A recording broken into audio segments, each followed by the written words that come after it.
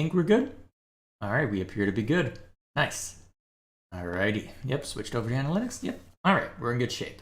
Greetings everyone, I am Dr. J, and it is Labor Day in America land. So happy Labor Day to all my American viewers, and to the rest of you, short version is I've got the day off, which means I don't have to worry about work right now, so I figured, you know what?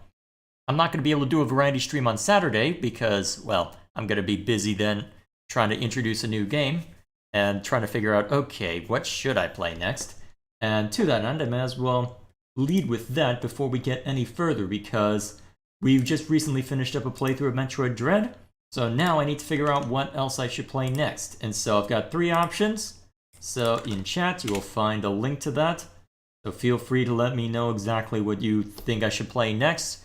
I think I know what's gonna end up being the results, but I don't know, it's been interesting to watch the results of that. So I'll be mentioning it at the break, well, whenever we switch it to a different game.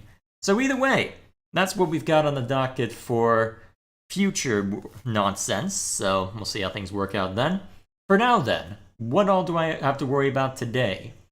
So, since that it's Labor Day and I've got the day off, I figured, okay, we'll do a variety stream. We'll dig up a few more games, and it's gonna be a nice little mix of things. As you might have seen from the thumbnail, we'll start with a roguelike that I've spent a lot of time with. We'll throw in a bit of Metroid Dread because I've finished that game up recently, but can still mess around with the boss rush mode. And then we'll end it up with something a little more chill. So here's hoping it ends up working out. So with that in mind, let me go ahead and introduce you to Dungeons of Dredmor. So let me turn on the volume, well, the desktop audio, so you can actually listen in on this. I had to turn it down considerably so that I could actually hear myself think, because my god, this game is loud. But still, hopefully the audio volume is set correctly. So either way, for those of you who are unfamiliar with Dungeons of Dredmor, I don't blame you for not knowing about it. It is an indie game that released around 2011, I think, somewhere around that ballpark, and around the time of the indie boom on Steam. And it is an actual roguelike, not something with roguelike elements, as in an actual turn-based dungeon crawler. So to show it off, we've got a few options that have been tacked on as a result of, well, slowly updating the game. And the nice thing about it is that you have all of these abilities that can make up a character. You can either do what you last went with, you can randomize it, and they have anything from effectiveness with particular weapons to magic to emomancy, because this game is very silly, and as you will see, this game is very silly. You can turn yourself into a werediggle, whatever that means. You can be a magical lawyer. You can be a communist. Yeah, and a bankster, somehow. So yeah, let's just hit a bunch of random and see, alright, what's good? What'll be fun? Yeah, this looks amusing. So, actually, will this even work? Oh dear, that's actually... Oh man, that's gonna be interesting. Okay, no, let's not go with that. What would be good? Yeah, this'll be fine. So, our build is going to be, we're going to be effective with polearms. Why walk all the way over to someone to stab them? The polearm is the lazy person's answer to melee combat. Berserker Rage, so as I attack and get attacked, I'll increase fighting power. Perception, which is always useful. Burglary, so I can sneak around and avoid monsters' attention and steal stuff. Tinkering, which is a useful way to take advantage of the crafting system. Big Game Hunter, so I'll be more effective against animals. And Battle Geology. Like all geologists, you can create earthquakes, armor yourself in stone, and petrify enemies. So, we'll see how well this goes. Also, eyebrows. Let's just go with that. So, the game is very silly just based on the skills alone, and that's what makes it a lot of fun, is that there's pop culture references and all sorts of random monster designs and whatnot just scattered throughout this game, and that's what makes it fun. Once more, it is a time of adventure, of glory. It is time for a hero. Unfortunately, that hero is you. So let's get to it. Welcome to the Dungeons of Dredmor. Please enjoy your stay. Okay. Welcome to the dungeon. It is a turn-based game, so every time I move, well, it moves. And we've already got our first enemy, a little batty. It's a bat. It flaps. It has teeth. Let's stab it. And it's adorable as it dies. And there it goes. Then we can pick up items and whatnot. Let's see, let me expand this a little bit. Yeah, that should be big enough. I need to be careful, because I can end up running into traps like that, and if things had not worked out as well, that could have easily triggered on me. Like that!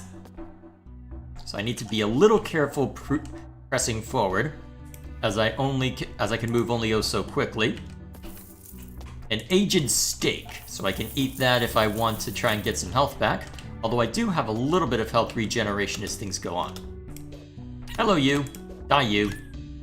Oh, and there's another one. I'll just let it come to me. Die, sucker.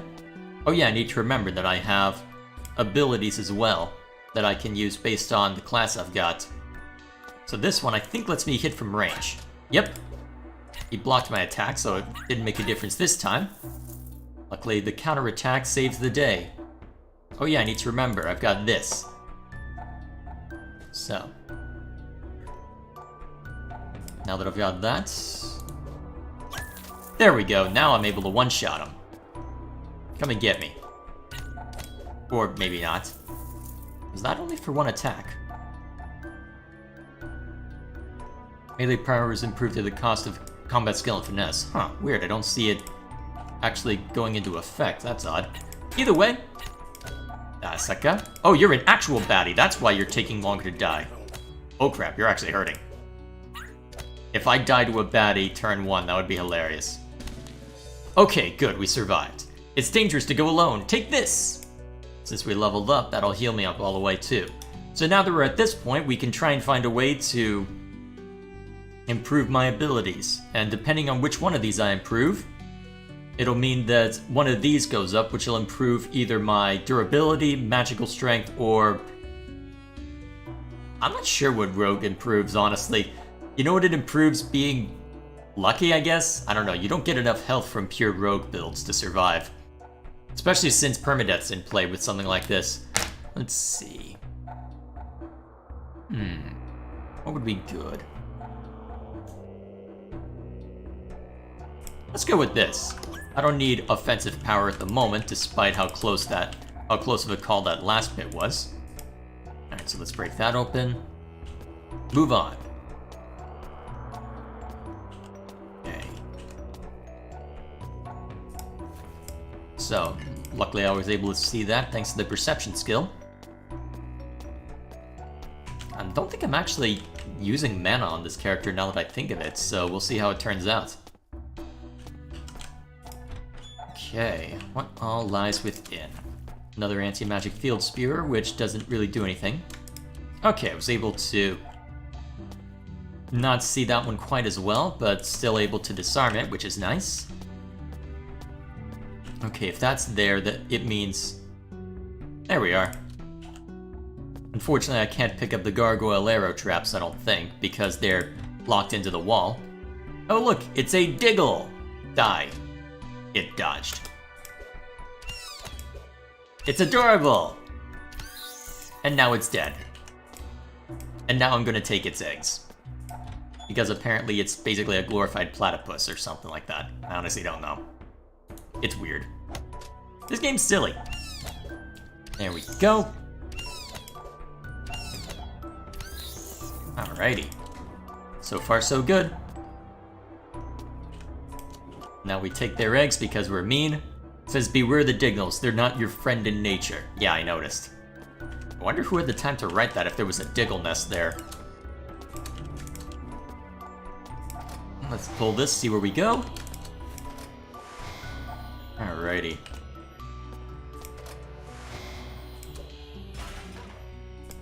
So we can just turn on these to move on. Oh look, another Diggle.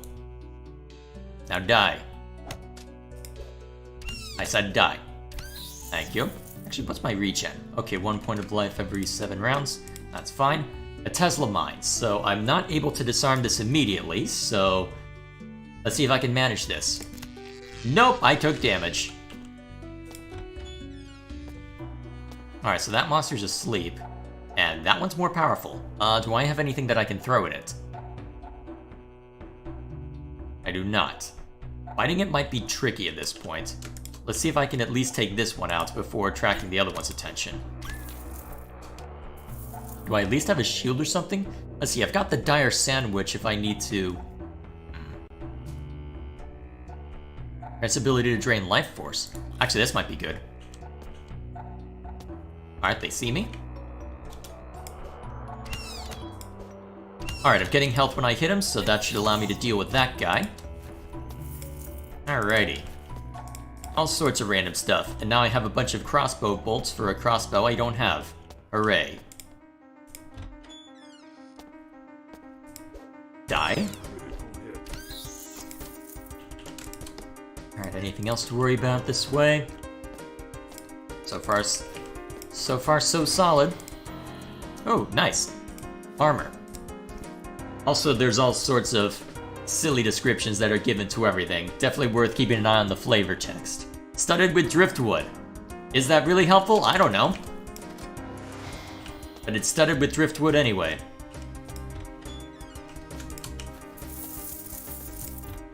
Okay. A shoddy dwarven IED. I will take that later and use it to probably not be very effective later, but you know what? It'll be fine. Another shoddy dwarven IED. This really did come out in 2011. I'm not sure you can make that joke anymore. Probably not the most... whatever. Ignore me. Alright. Hit you while I can. Against the evil magic potato, which is apparently a thing. Make a wish and pull the lever. Also, do I drink? Yes. Feel burly? Nice. And invisible. Alright, so that'll let me regain mana, which is very useful because I'm not a mana character that uses mana. Ooh. Brax the shopkeeper. I better not try and steal anything or that will end badly for me. Unfortunately, I don't have enough of money to really make the most of this. I can sell stuff, though. Let me remind myself what the sell button is. Alright, that was the equip button. Okay, so shift for quick sell. Probably won't need the traps, honestly. Especially the anti-magic field spewer. What have we got? Well, I've got the tinkering skills, so I'll probably need some of this later on. Don't have enough to buy either shield, which is unfortunate, but that's okay. Let's see what kind of trouble we can get up to. At least I know that shopkeeper is there if I need it later. Ah! A recipe. You'll find those on books sometimes. Alright, level up. Let's see, do I want to keep going for... Actually, Trap Sense will be pretty useful.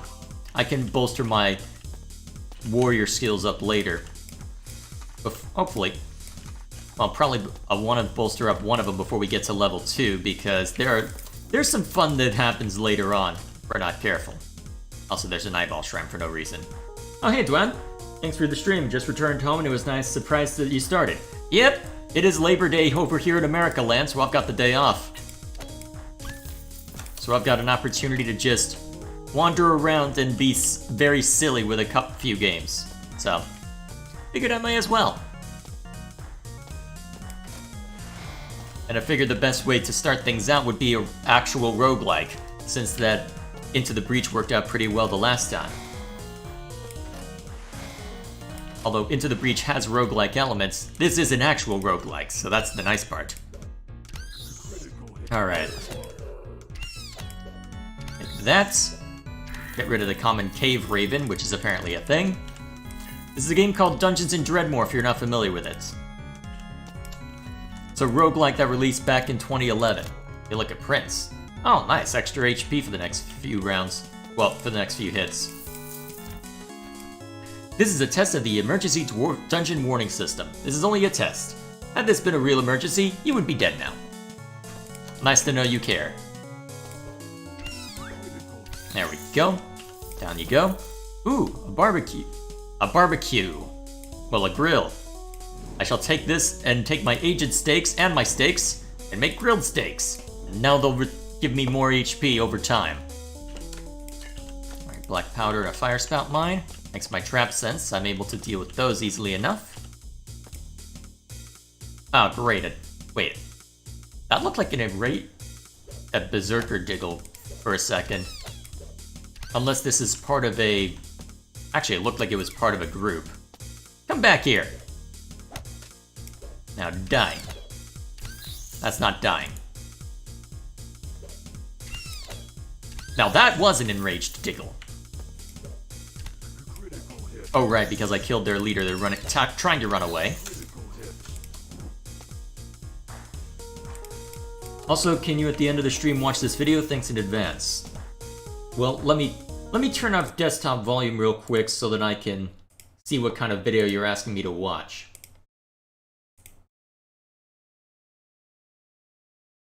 That's weird. It's giving me a error when I try and click that. Let's try clicking it from here. Maybe it'll pull up in Brave. Oh, I've seen that video. Yep. Yeah, that's a silly one. You won't get an interesting reaction out of me with that one since I've already seen it. And now my chat window on OBS is broken. Great. I clearly thought ahead. How to get rid of you. Oh well, I can figure that out later. Ooh, Midas Touch. I mean, too bad I can't just restart OBS. Maybe I'll just kill the chat window for now, figure out how to get it back later. Just rely on my browser instead.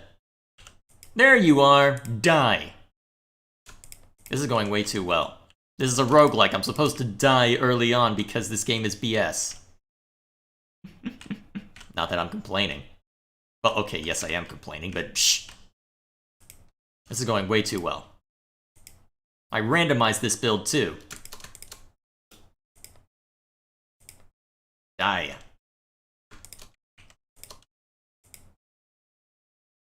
Alright, I don't think I have the ability to get over there since I don't have a way to teleport. So I'll just have to leave that there to taunt me forever. If I were on a different character, I might have the ability, but as I am, I do not. Thanks to the Midas Touch, I'm getting a bit of extra gold from killing them, which is nice. Although it looks like it's only going to apply for 2 more strikes, but that's okay. Hear the sound of a cash register. Oh, there must be a shopkeep around here somewhere. Actually, don't I have... Oh yes, one of my skills allows me to steal something from one of these. Pull! Sup. Come back here. I said come back here. You're gonna get your second wind in about 5 seconds and then you're gonna surround me, aren't you?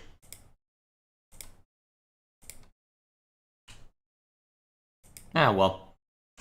There you go, now you finally turn around and fight. Ooh, leather shoes. Nice.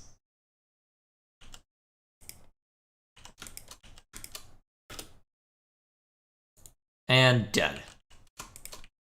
Thank you, Trap Sense. Ooh, Rusty Caltrop Eruptor. That could be really useful as a trap if I run into a bunch of monsters. There we go. Go ahead and steal something from here because I can.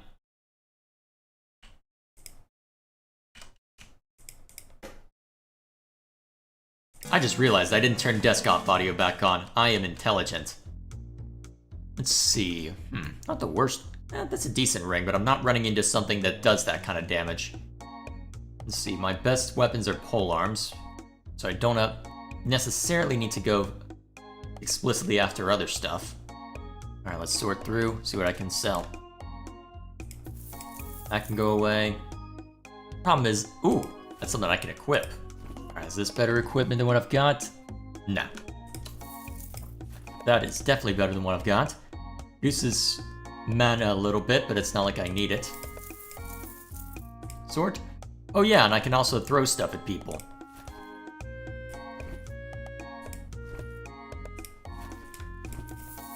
Alright, there we go. Alright, so far so solid.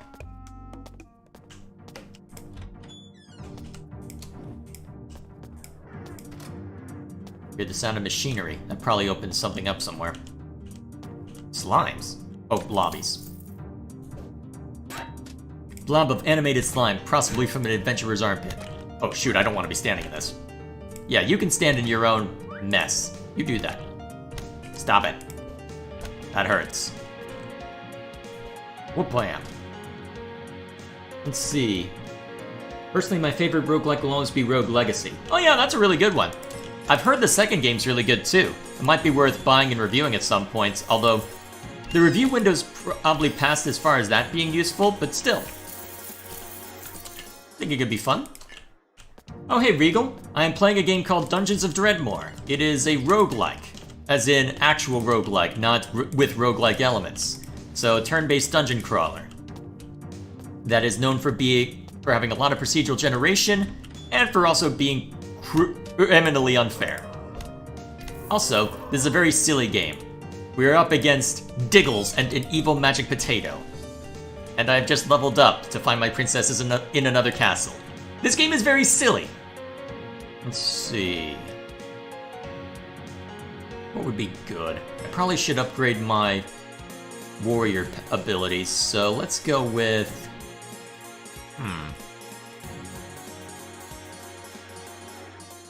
Let's go with Viking Temperament, actually. So whenever I get attacked, things get a little bit more fun for me, and less so for my enemies.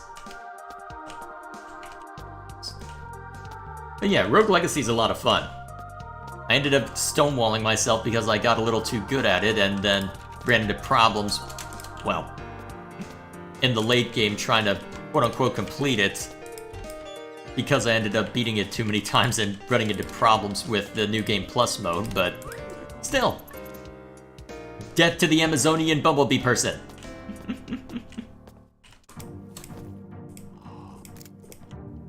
Wow, this water's boiling. Oh, I must get extra... Oh yeah, I get extra fire damage and fire resistance for the next few rounds. Case in point. Wait, that still didn't kill you? Oh man, I really need to up my damage. How much am I doing? Let's see, my melee attacks have 1 crushing, 2 piercing, and 2 conflagratory, plus 3 other. Plus 3 for my warrior stuff. Okay. It looks like the piercing wasn't doing anything to the blobby. That must be what was throwing things.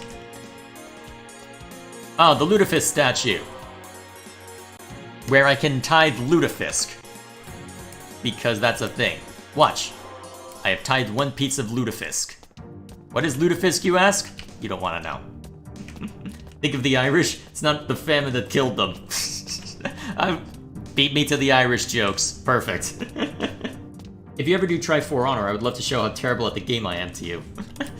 I don't play a whole lot of fighting games, funnily enough. Smash Bros. And other platform fighters are the closest I get to it. Ah, the statue of Inconsequencia, the goddess of side quests. I need to find the item Nugkul, the daughter of Mandrills, but it is guarded by Lord Dredmor's 88th Regiment, the Covetous Grammars. Yes, they pretty much do everything by a random number generator, and it is as silly as you would expect. There's also a lot of very silly weapons, and equipment and all that fun stuff. Like the one sparkling glove. This is an actual thing. This glove holds magic in its palm. Yes, just the one. Alright, I'm gonna take away my own invincibility, but... Oh crap, that actually is a blobby. That could have hurt if I'm not careful. And I need to be mindful of that. I die once, it's over. Which probably won't happen this stream, but we'll see how far I get. Alright, any good pole arms? Because that's the skill I've got right now. Nope, that's a mace. Mace of Lobster, yep. Bronze dagger. Razor sword. Anything that gets away alive is in for a close shave. Yep. The double staff. I use one staff and you can haphazardly use 2 at the same time, because it's really awkward. The coat of denim. All sorts of really cool stuff. Ah, getting into D&D talked around? Let's see, do you know there are fiends that are native to the Prime Material Plane? Ah, wait, B. Arthur. That's new. Alright, it stepped on the... the shoddy dwarven IED for me. That's always nice. Now die! Cool.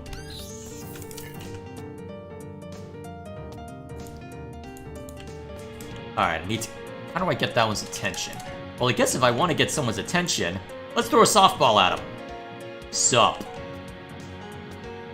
I don't have any thrown weapon mastery, but that should at least still get their attention.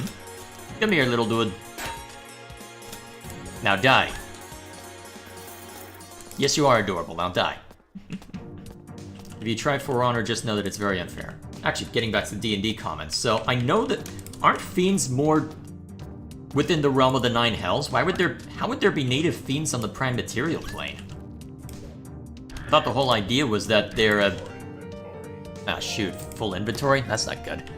Well, I did just go to a shopkeep. Let's go dump some stuff off. Also, I can use this disposable ingot press to try and compress a few things as well. It's not like I'm using these. Sort.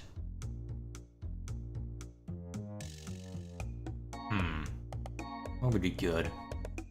Well, it's not like I'm using magic either, so I can sell the sewer brew. Problem is, I've got a tinkering skill, so I want to keep a lot of this random junk to hand.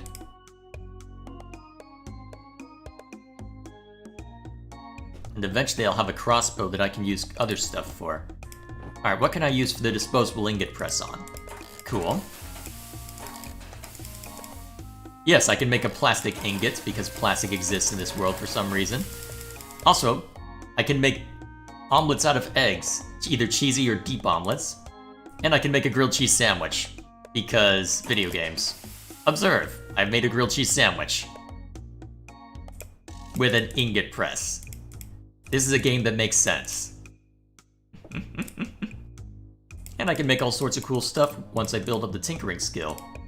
Actually, if I can find some brass mechanisms, I can make my own crossbow. That could be useful. Let's see, what do I have for smithing stuff? Alright, a few options if I want to go more into heavy armor. Alright, that should open things up a little bit.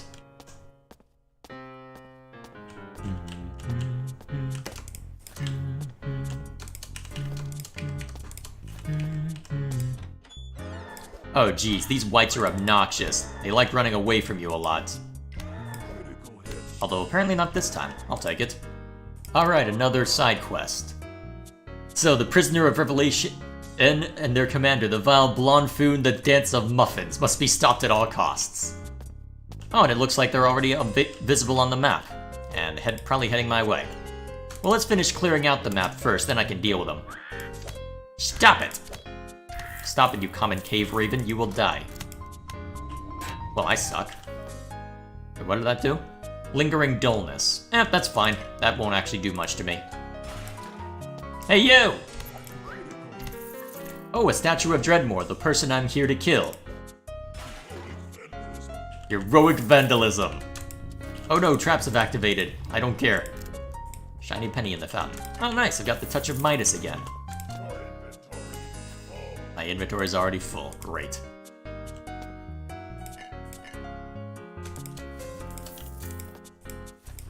Well, to think I can still steal stuff from these as well.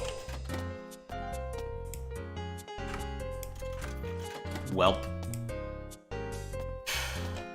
There should be a way that I can eventually just dump random crap that I don't need into a pocket dimension of sorts, but I'm trying to remember when I get that. Well, for now, what don't I need from this stuff? Well, this I definitely don't need. The traps I don't need. Brass piping could be useful. I guess I'll just sell everything that I have that would give me mana for now.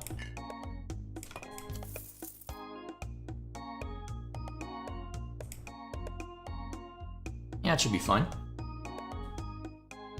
I mean, plastic is just kind of oil refined in a certain way, so it makes sense.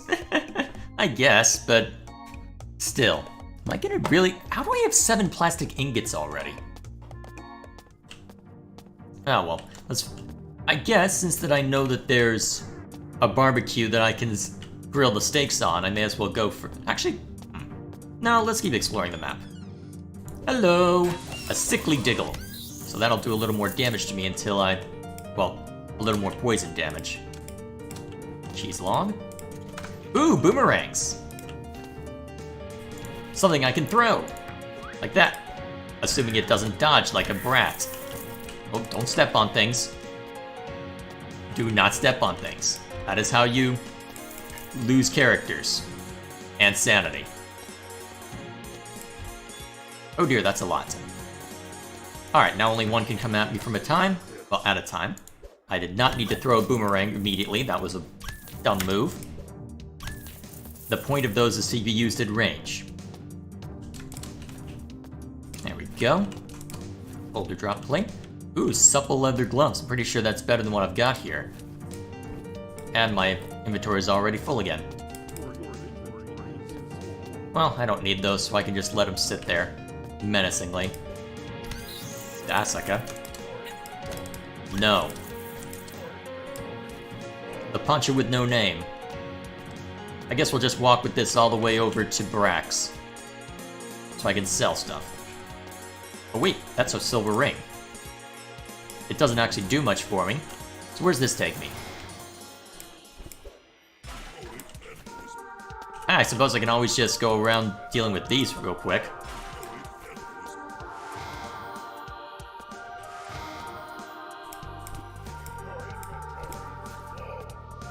One of these days I'll find a useful portal.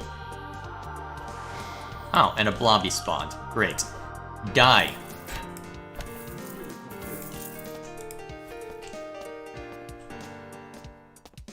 Oh, here's a shopkeep. That makes things easy. Alright, sort. Sell the stuff I don't need. The grated cheese will be useful for other stuff, but man, I'm running out of space. I guess I'll just leave the I guess I'll just sell the softballs. I've got the boomerangs now, so that'll be more effective in the long run anyway. And open up something that I can use. Actually, that probably won't give me much. Oh well. I guess if I keep running into problems, let's see. How to press forward. I think I need to go... Oh yeah, I guess while I'm here I may as well go deal with the the inconsequential side quest. Oh, perfect. Here's how I open up inventory space. I grill the steaks. This is a fantasy game, by the way, in theory. Let's see.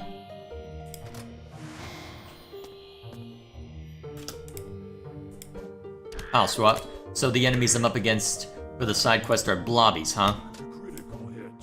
That's gonna make things fun, given that blobbies can do quite a lot to me.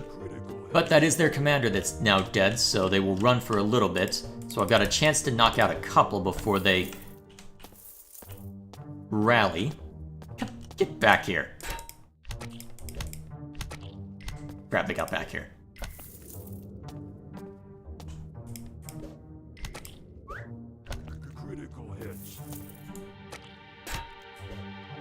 Did I just make that more dangerous? Oh well, whatever. Oh, that's how I apply it. Okay, now I'm doing more damage, hopefully. Oh yeah, that's much better. Oh crap, that's really dangerous. Okay, that's really dangerous. Okay, we're running over here. Oh jeez! Well, that was really dangerous. Let's let the edit digest. Alright, that's actually really bad. Oh no. That could have been the death of me. The problem is, let's see, do I have a way that I could get back, well, get out of here without going through the monster? I don't see any... Nope, there's no portal or anything. Oh, great. Well, wait, did it just step on a trap? Looks like it's wandering around aimlessly. If I can get its attention...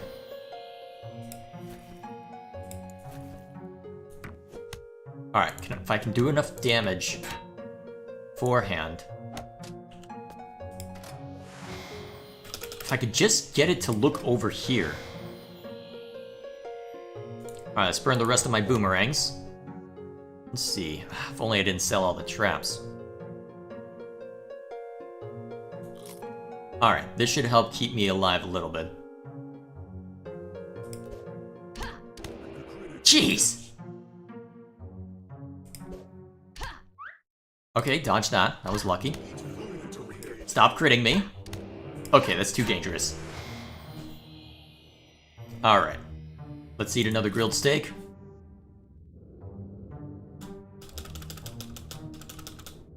Let's see, what else should I do? Actually, the dire sandwich will be good. Alright, back in there. I don't have anything that I can throw now, but I can do this. Okay, it's down. Nice. Oh, and I leveled up. Nice. Okay, yeah, I definitely need to improve my abilities then. Crap. What would be good?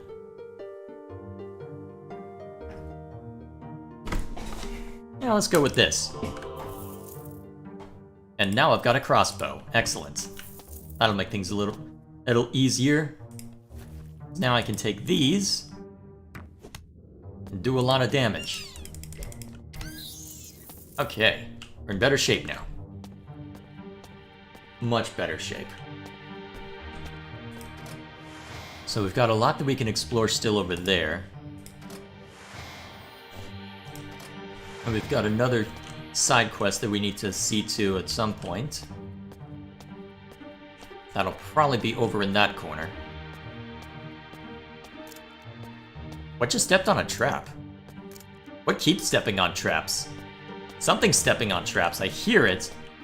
I wonder what. Probably something over in this general area, but still. I do wonder. Hello, Common Cave Raven. Goodbye, Common Cave Raven.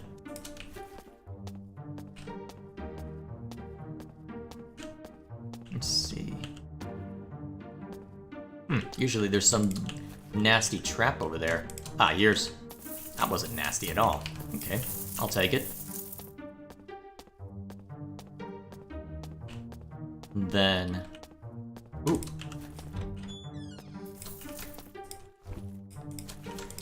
And then all sorts of collectibles. Ah, here's an actual potato. Instead of just an evil magic potato.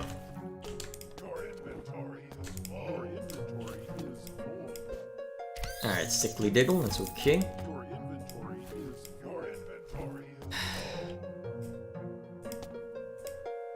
Ooh, good stuff. Very good stuff. Alright, take the shield. Use the better crossbow. Alrighty. Let's see, how much longer do I want to go with this one? That's probably enough for this. Let's go ahead and catch up with chat and then we can switch games. Let's see. There's a kind of fiend that's known as Kythons, and they debuted in the Book of Vile Darkness in 3.5. Kythons were created by a mysterious group of fiends that were imprisoned on the material planes.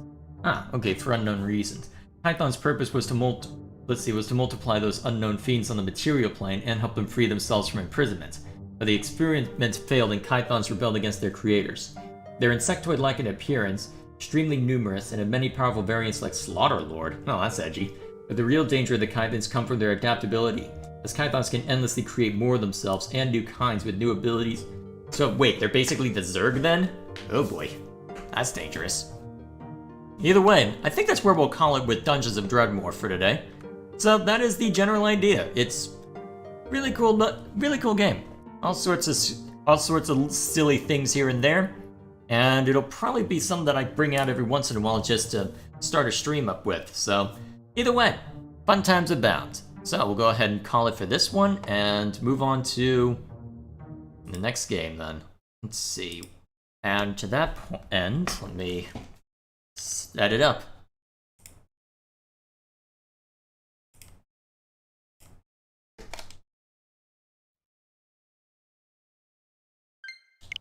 Alright, now I need to turn audio volume back up. So we may have wrapped up Metroid Dread on Saturday, but we actually do have a little more that we could do with the game over the course of however long. So my thinking is, as of right now, is that we've got all sorts of cool stuff that we could play over the course of the streams and whatnot. And I'm thinking, you know what? We did just beat the game, but you know what? There's also boss rush, and it might be fun to dip into hard mode every now and then just to see me get my butt kicked. Especially since a couple people on stream were very disappointed that I was able to blaze through the final battle relatively swiftly. And to that end, it's kind of funny because I went into the final battle thinking, okay, it took me, well, I spent over an hour on one stream night just bashing my head against a wall over and over until eventually I gave up and decided to go full completionist. And then when I actually finished going full completionist, well, turns out, well, going full completionist ended up meaning that I had enough health to where the practice I had put in 2 streams ago ended up making the difference. So, yeah. So because of that, people were very disappointed that I ended up doing way too well at it, by their estimation. So, as payback, we're gonna see how far we get in boss rush mode. So whenever a boss beats me, we'll go ahead and run that singular boss until we beat it, and then we'll try boss rush mode again.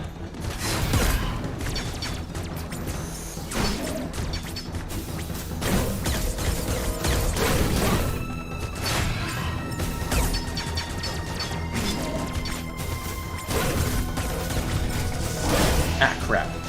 And here I am forgetting how this works. There we go.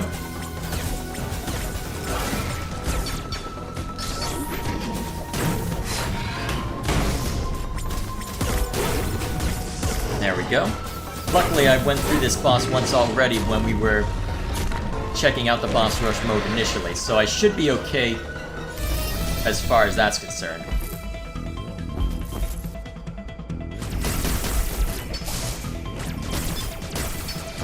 Although, can I still blast? It'd be harder though. Can't let us focus on this.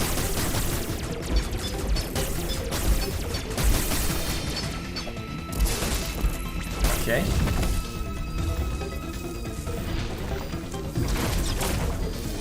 There we go. Alright, on to the next phase.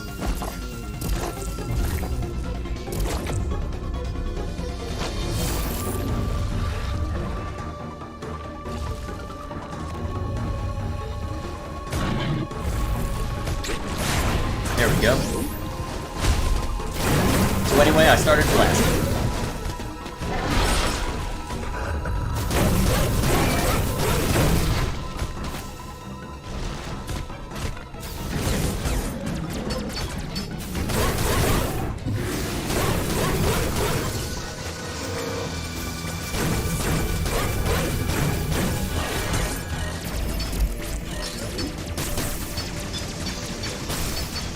Actually, if I can see you doing that down there, no reason why I can't do this. Okay, so it will actually go after me if I'm up there. Good to know.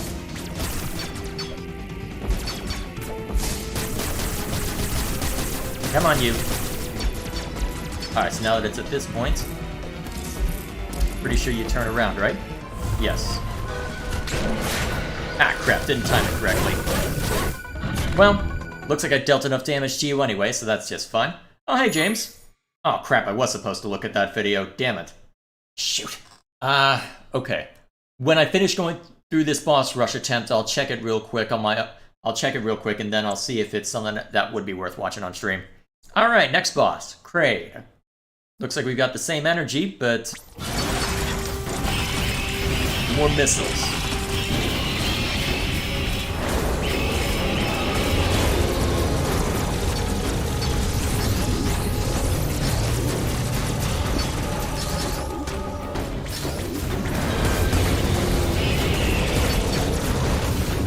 Already getting myself kicked. I'm amazing at my job.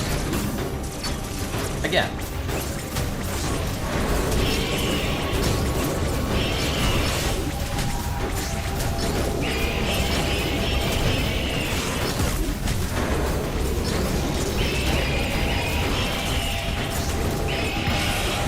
Wow, I'm already at this phase?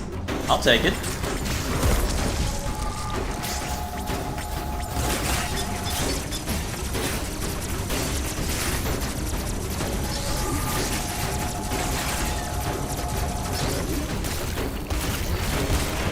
surprised how much of this I remember, honestly.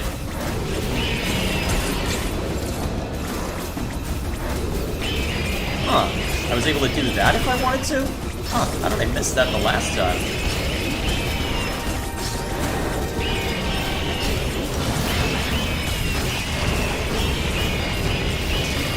Ah, crap. Well, back down here.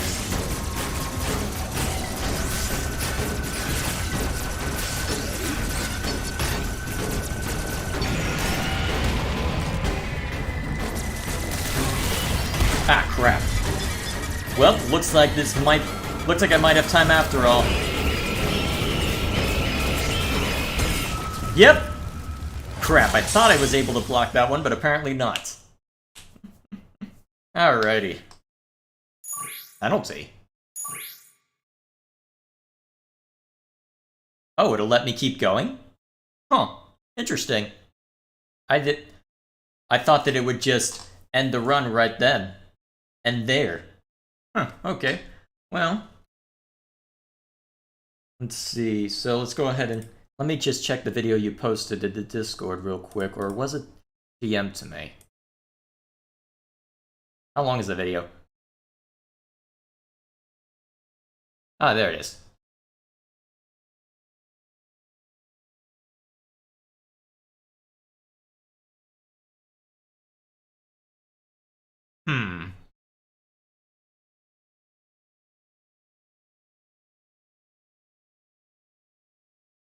Why would people try and put voice acting on a GBA game when you'd have to compress it like that so much? Oh well. Never mind me. That's random. I don't know if that's... I'm not gonna worry about showing that on stream. That is random. Although at this point, maybe if I'm gonna do reaction stuff like that, I should probably just record it and do it independent of the streams. I think that's probably how I should work it out in future. Just so that you can get the reaction, because I don't have too many interesting thoughts on that. There we go.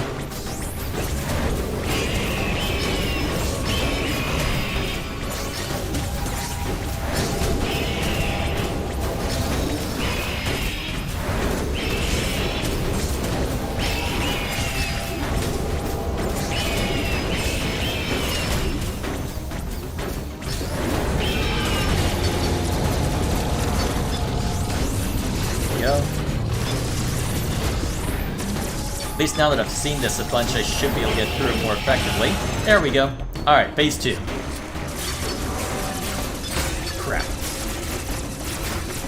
Great start.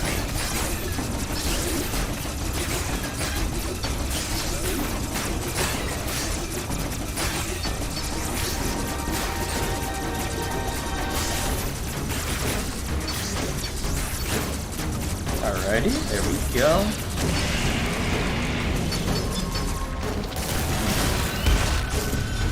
There we go. Now we just start blasting. Ah, crap. Thought that I would be able to...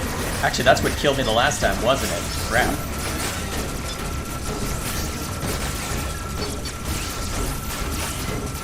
Ah, well. No matter.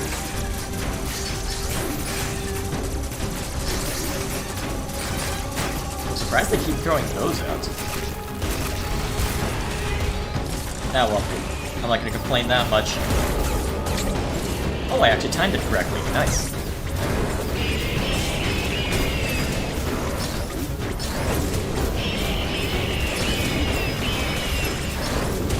There we go. Now we're doing better. Ah, crap. Didn't jump in time.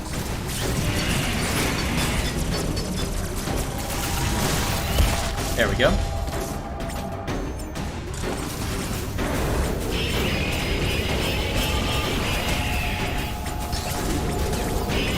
Alright, should be almost there then. Hopefully.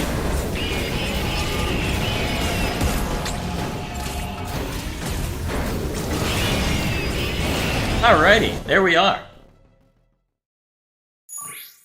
Well, It does sound a little wonky, James, the video you sent, but I don't know. I don't know. I don't have much of a reaction to it, if that makes any sense. Alright, and it's Arteria Central Unit. Which one am I up against?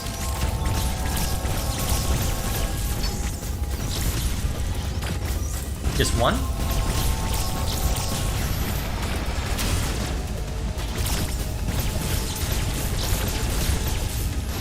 Huh, interesting that they're...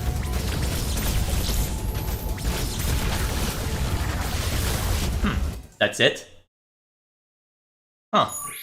I would have expected that it would be more than that, but... Oh well. I'm trying to remember what this one is, though. Oh, this crap.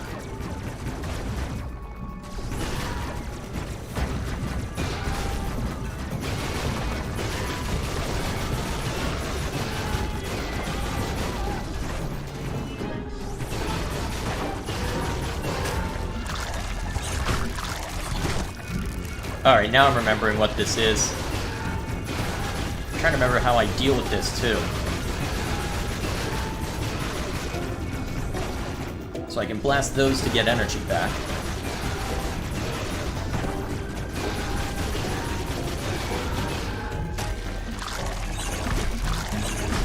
There we go.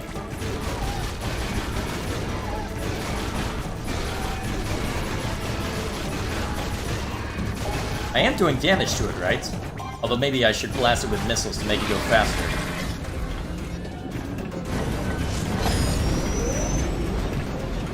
Then I do this.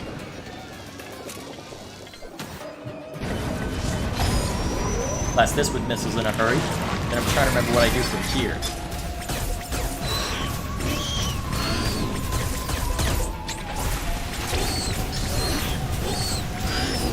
Alright, now I'm remembering. Alright, it's coming back to me now.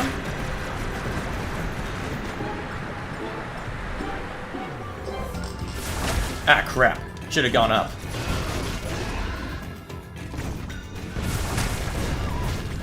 Alright, let's blast you while I can. Alright, you're gonna come up and do that. Then I gotta jump again. Ah, crap, not fast enough. At least I did a bunch of damage to it while I could. Oh crap, I thought I was able to jump over that. Well, apparently not.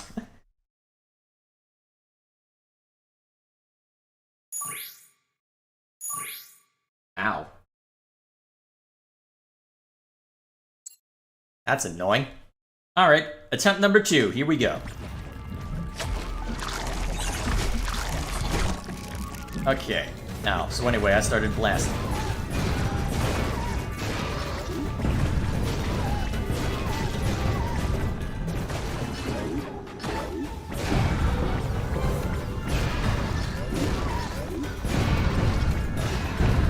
Okay.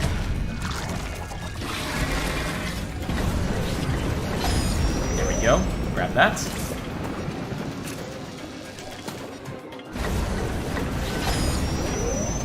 And then we get a chance to blast this.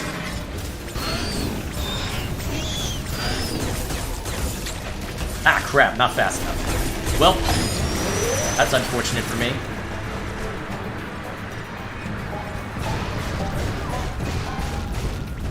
At least I got a chance to get my energy back.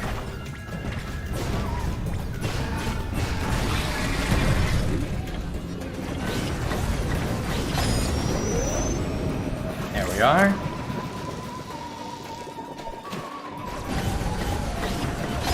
There we are. Alright, now we get to try again.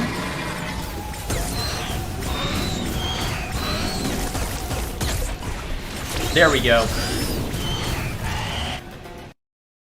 Wait, that was actually it? Alright, I'll take it.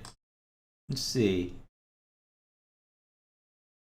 Alright, and then the robot Chozo soldier. Oh, great. I remember these being obnoxious.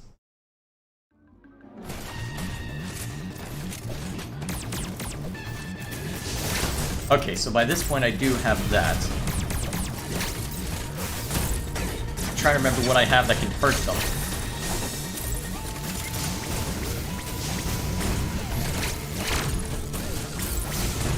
Okay, so it looks like missiles hurt.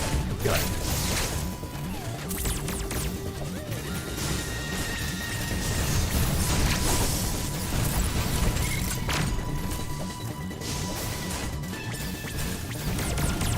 Feels weird not having the infinite jump now. I know I could have parried that, but I'm not taking that chance. Probably should have in hindsight, but either way. The problem is I'm so used to just jumping away from them whenever things look like they're about to get silly. Probably for the best that I do jump away, honestly.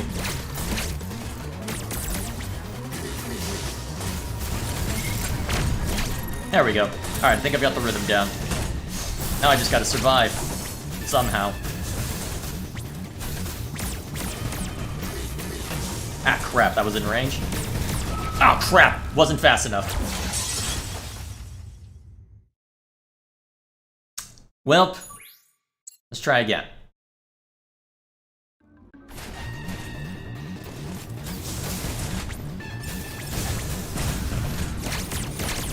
Alright, that won't do much. Crap. Ah, shoot! And that's why I don't try and parry them, because it never ends well for me. Wow, and already we're back here?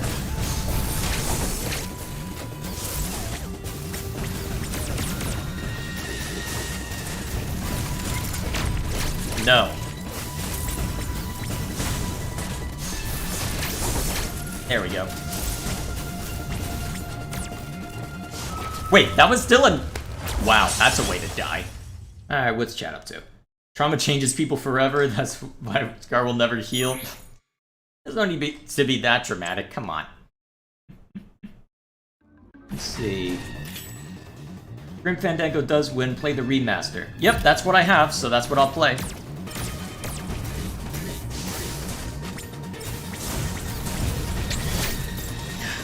Again, I could have parried that, but you saw how well that worked out the last time, even though that probably would be the fastest way to deal with it. Ah, crap.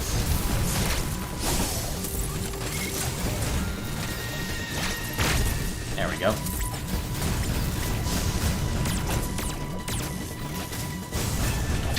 See? That's why I don't parry. Crap. That was bad. Is this gonna be where all of my time gets clocked in for this boss rush?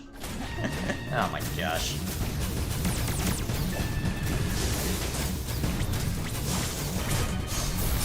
If that actually ends up being the case, I'm gonna laugh.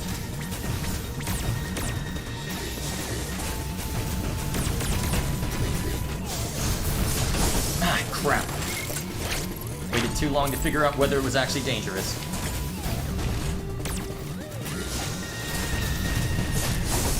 Huh, I'm surprised that didn't hit me, given the angle on that. Ah, wait, I actually did land it? Am I even damaging it? Okay, I am damaging it as far as I can tell. Oh, come on! That's bullshit. Damn it! Yeah, there was no avoiding that once I had gone down there. Okay. I can't jump high enough for that. Ugh.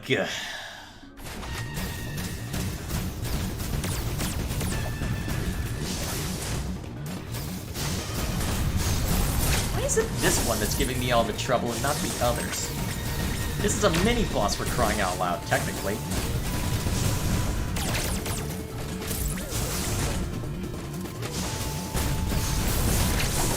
There we go.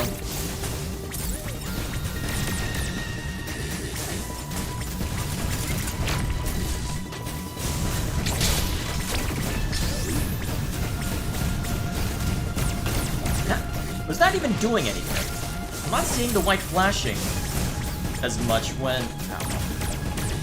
Whatever. There we go. Okay, it's done. Phew. Okay, we're past that one. Okay, what was this one again?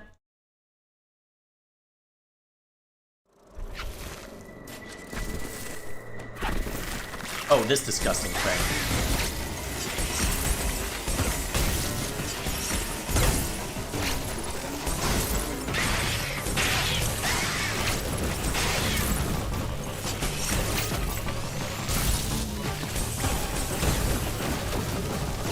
trying to remember how I deal with this besides just spamming missiles and calling it a day.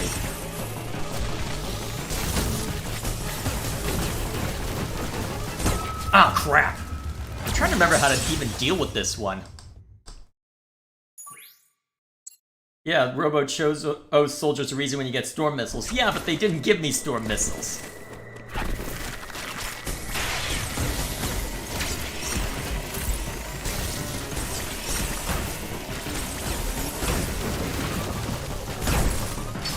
I don't know if that's something I can parry. Well, I don't know if that was something I can parry, but...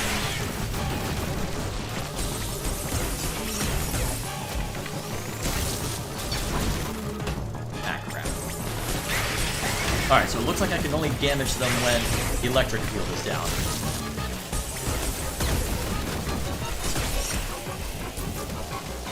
Ow.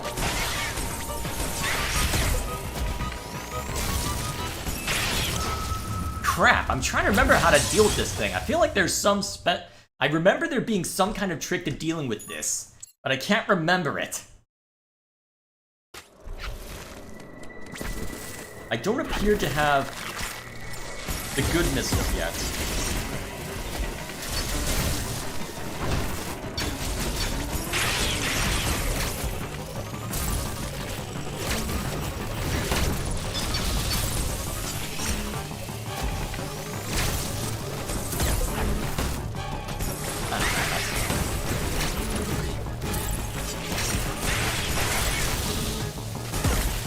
What was the trick to dealing with this crap? I can't... Can I even parry that move? I don't know if I can.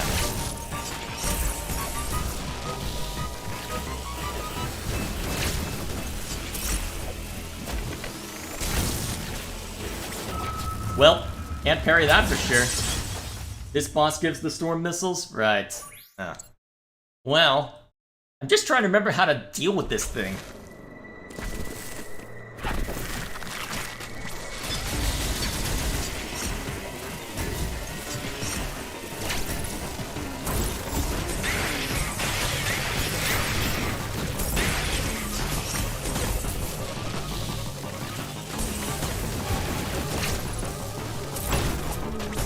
Well, if I am able to parry it, I'm doing a very bad job of it.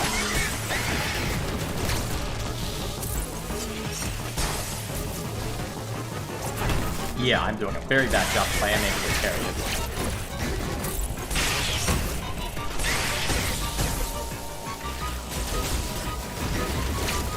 At least I know how to avoid that now.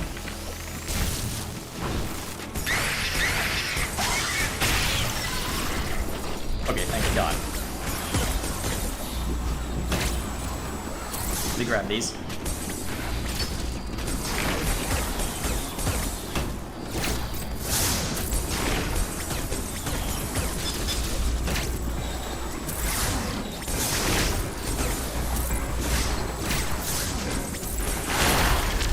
Okay. I don't know how I managed that, but I'll take it. Crap, that hurt.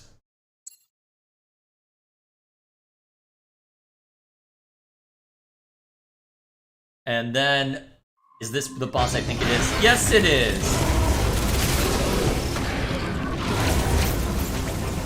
The boss of pain.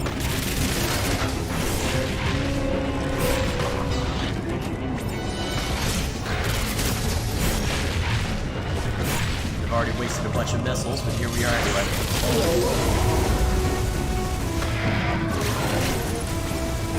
Let's see if I can get this one in one go. Probably not, but we'll try anyway. Ah, crap. Didn't time that one correctly.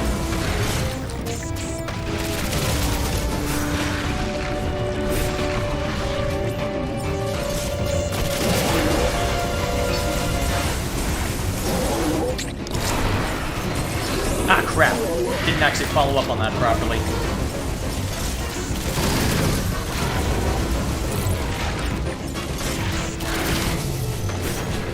At least I know how to dodge this pattern. This is the easy one to dodge.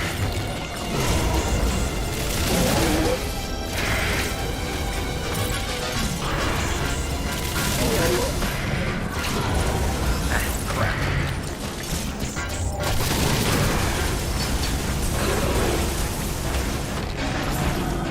Oh, because it hit me, I didn't get a chance to parry it, didn't I?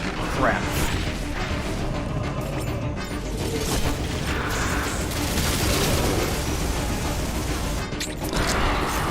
There we go.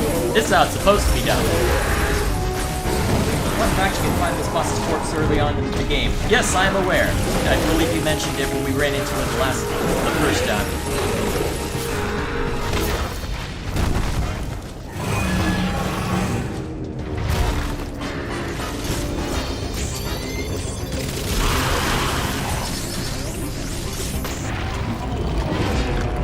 Oh, great. The Flappy Bird pattern. That I always mess up on because it's weird.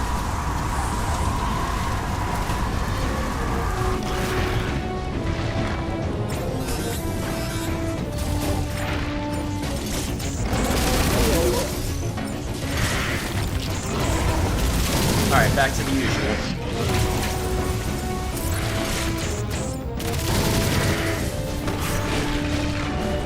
I'm trying to remember if there's another pattern at this point. Oh, right, now I'm remembering. Right, that pattern. Ah, shit. Oh, come on! Welp! I'll be very curious to see how much they give me when it comes to the final boss. Because that'll undoubtedly be the last one in this pattern.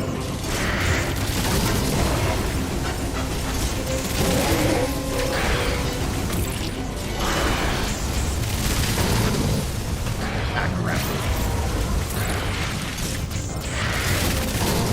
Oop, no thank you. There we go. Alright, stay up here, use that part.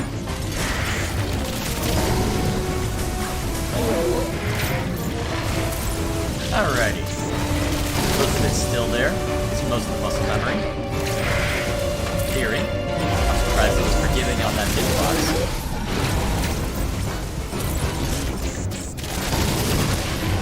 Alright.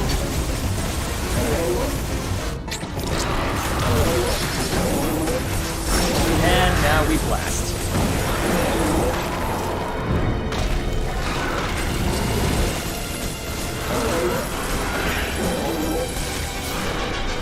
See, wait, I can build up a Shine Spark during the Flappy Bird after get a ton of damage?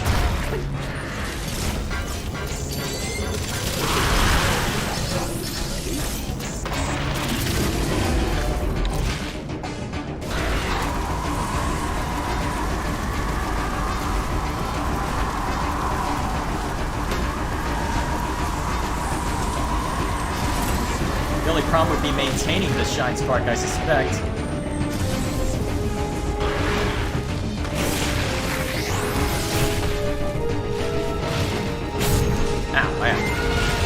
And that probably did, on its own, the most damage out of any attack pattern thus far. Oh shoot, back to Flappy Bird.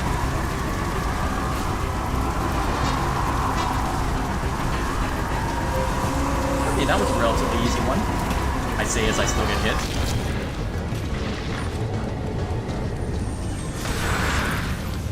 Oh shit! I was not ready for that. People do it in speedruns to skip phase 2? Well, that's assuming that I'm good at the Flappy Bird pattern, which I am not. I hope Co Reaper watches this and is happy with the result. Ah, crap.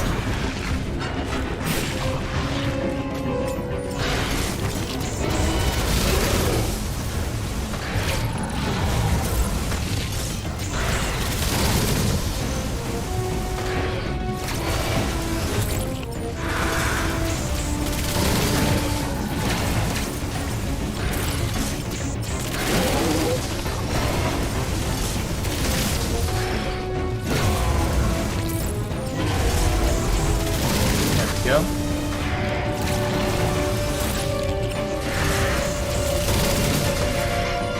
Oh shoot, I forgot to... Crap, I suck.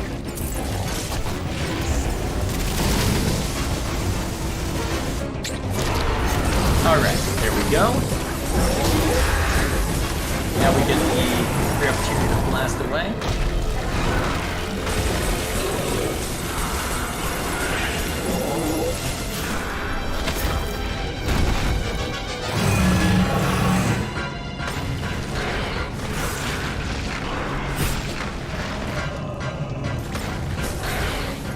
Still not out of phase 1, huh?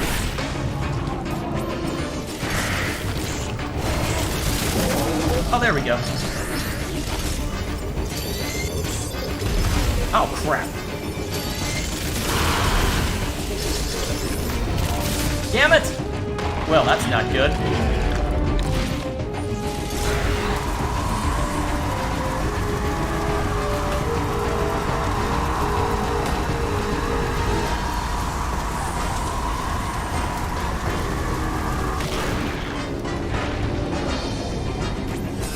Alright, so there's that brief period where I could theoretically do it, but need to be actually good enough to land it, more to the point. Ah, shit. And now I'm getting distracted by that, and royally screwing up everything else. Now, well, at least I get a bunch of helping missiles back.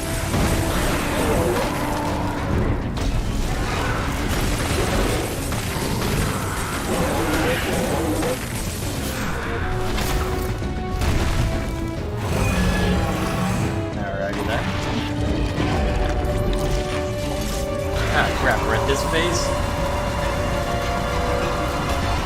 Why? Why? Okay.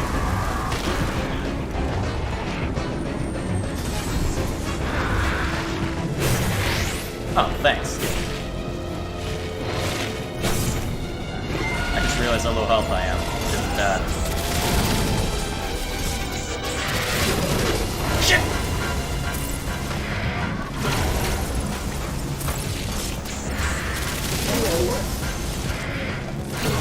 Oh no! Ah! Ugh. So that's a bunch of time added. Oh man. That's not good. I don't think the penalty's even necessary to really... Oh my gosh. Is this going to be the rest of the stream? I had another game planned, but this might just be the rest of the stream if it takes this long to get things sorted.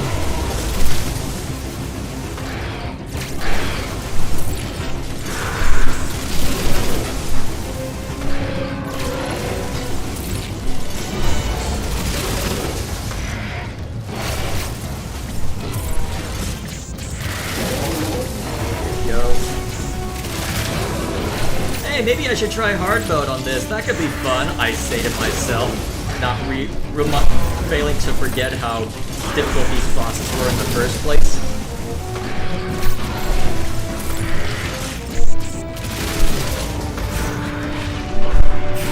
There we go.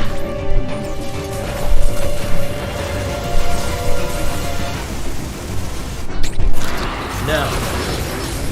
Okay, back to this. Thoughts on Sonic's Run 2 so far from the trailers? It took until Nintendo showed off an idea, well, for us to get an idea of what it was when Sega sucks at marketing these days. I haven't been keeping too much of an eye on Sonic Frontiers. At this point, I honestly don't care about it. It's gonna sound really... That could end up... At the risk of sounding harsh, I just don't care.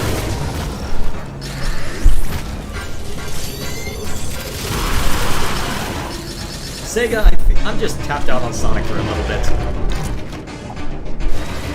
I'm sure that it'll be okay, or it might be okay anyway, but... Well, I don't know if it'll be okay, but... I'm sure there'll be people who like it, but...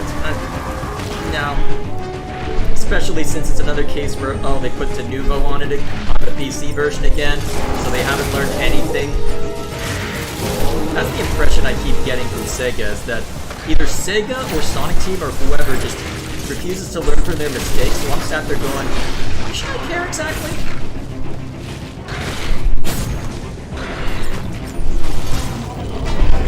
Ah, great, this pattern again. Well, I've got plenty of health, so even if I get a little mulched with this, I should be fine. And it looks like it is just a little mulched this time, thankfully.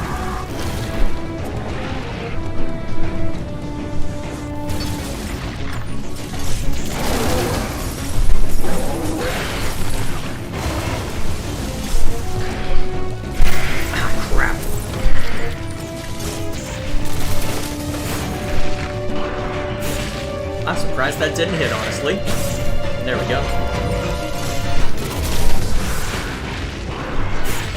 And then drop down. There we go. There we are.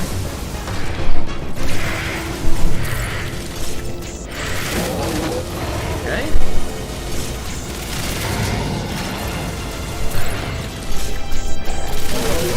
Oh, good. We're almost there. No.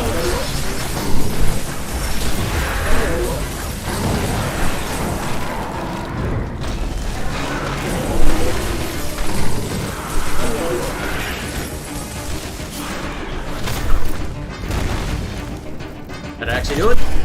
Yes. Okay. Okay. That was more trouble than it was worth. Alright, and now it's the 2 robot Chozo soldiers.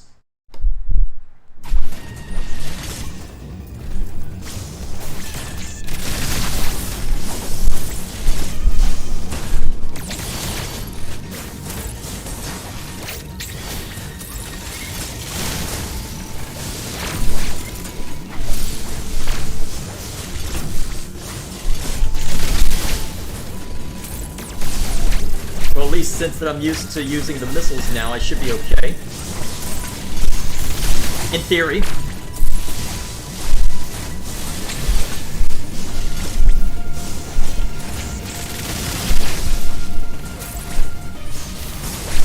Crap, it still hits.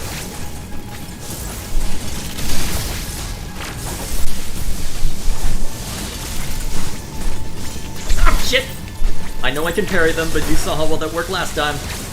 I will again repeat.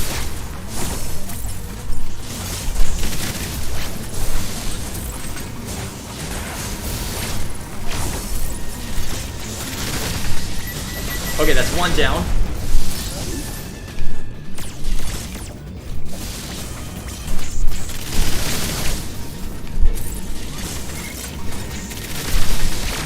Alright, this one should go down swiftly now. There we are! Okay, at least I can get through that one easily enough.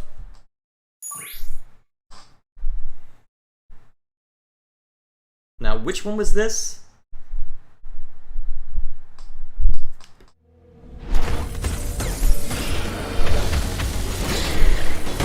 Oh right, I need to go underneath to deal with that nonsense.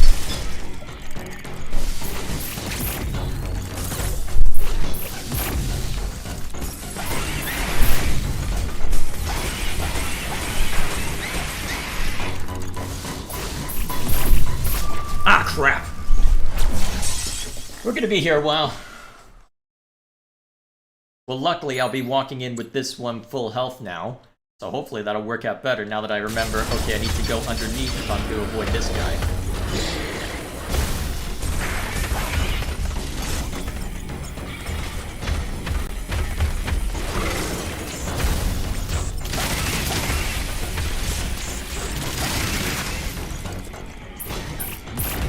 I have no idea how you're supposed to... Actually, I'm pretty sure you go around to avoid that. You go to the other side of it to avoid that one.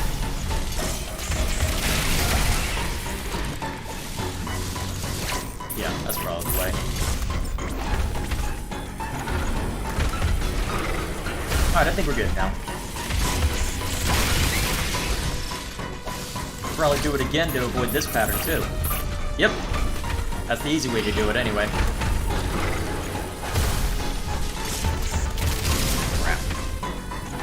Alright, let him get up to you. Crap.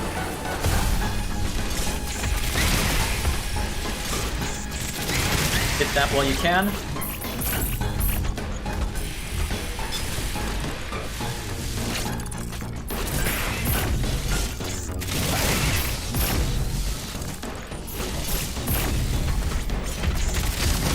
Okay. Getting there.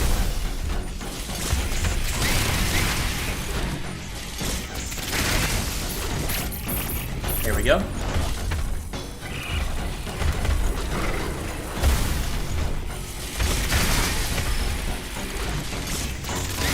Gotta be getting close at this point.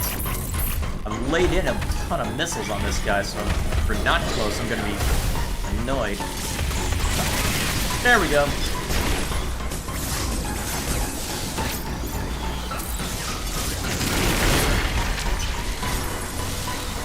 And we're done. Nice. All the cutscenes in Dread are engine. Huh. Didn't realize that. Good stuff. Let's see. What's the big difference between Sega and Nintendo, and why... Not sure what... Why is one successful when the other's struggling? Good question. Well, I think Nintendo has gotten a broad enough net that even if one aspect is struggling, they're usually okay. At least that's the impression I get from them. Come on. Here, bring the shield up. Come on. Do the shield bash. Attempt the shield bash already so I can move on with my life. Oh, right. I need to grapple it. Ah, crap. Not close enough.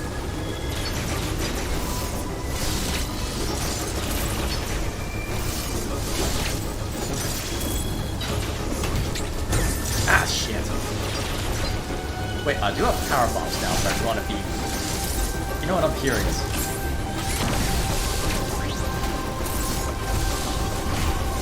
There we go. Ah, again! Not close enough. Wow. Need to be basically right on top of him. Forgot about that part. Oh boy. That's a good start.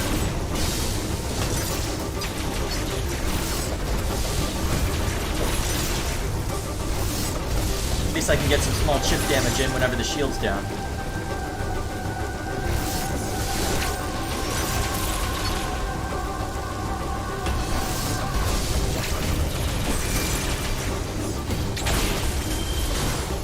Ah, again! Approaching it the wrong way.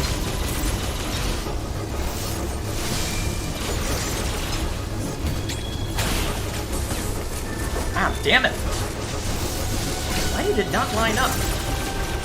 To be fair, I'm used to just spamming missiles immediately after, so that's my excuse and I'm sticking with it. Damn it! Too used to spamming missiles.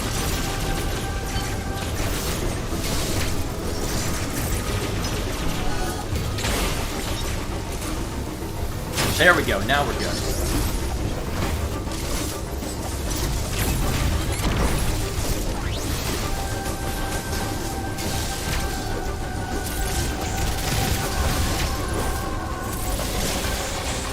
Have this.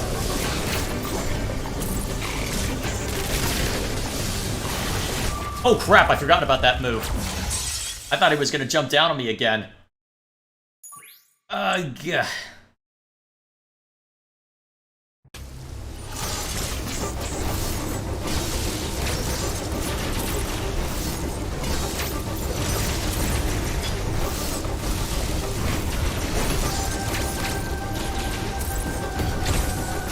Wrong button.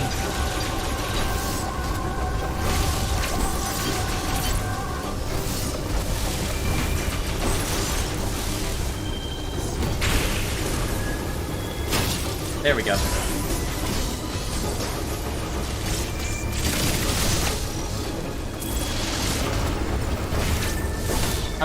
Oh, yep, did get it anyway.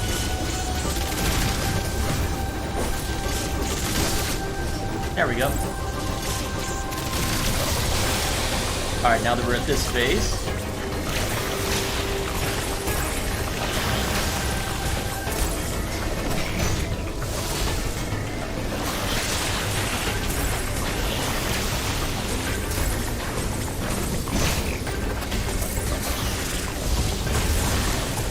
Ah, crap. I just realized how low health I am. This is bad.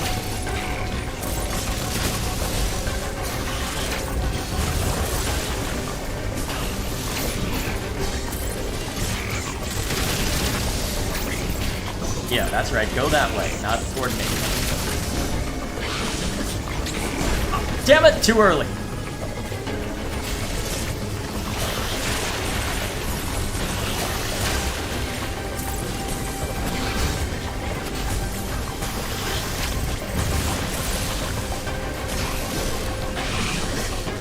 Ah! Again, too early. Damn it.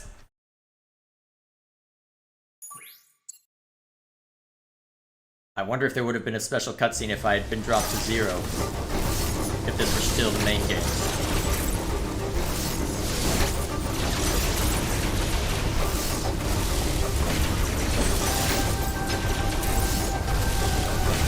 There we go. Do something.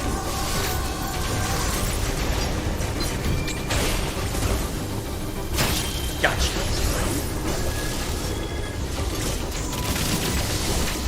Alright, now back to this phase.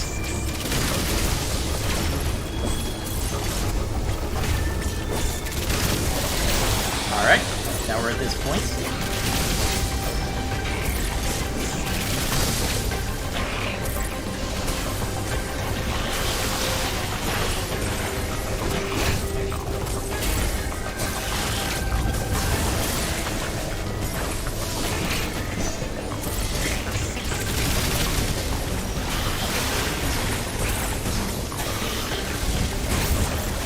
There we go.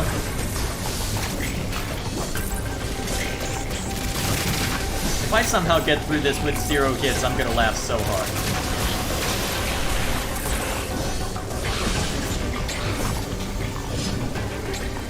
Ah! Never mind!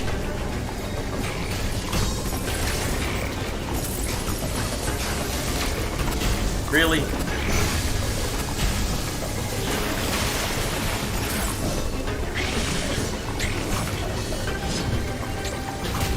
There we go. Ugh! Okay. Wait, one more central unit?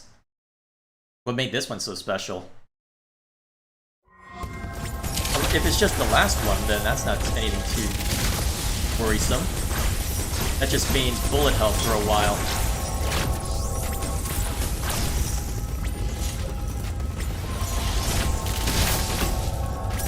I say as I'm about to die.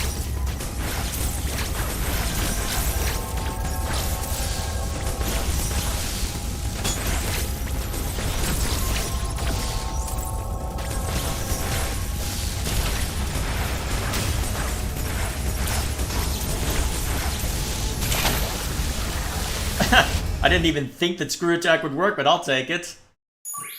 It probably should have known that screw attack would work, but there we are. And now here's the real test. I doubt I'll be able to win at this point, but let's see if I can manage this when I've got less HP to work with. Because I think that was what made the difference when I tried going through this the last time, is that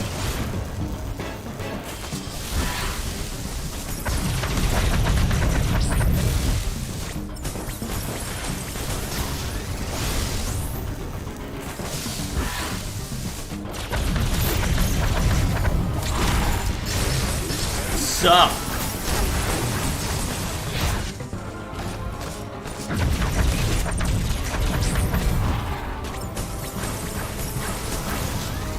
Alright, so far so solid.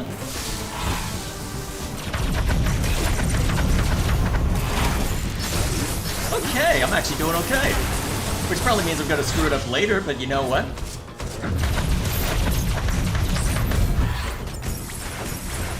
I just realized I've only got 2 power bombs, though. And then he's gonna do something I never done before. Oh, shoot! Wrong button.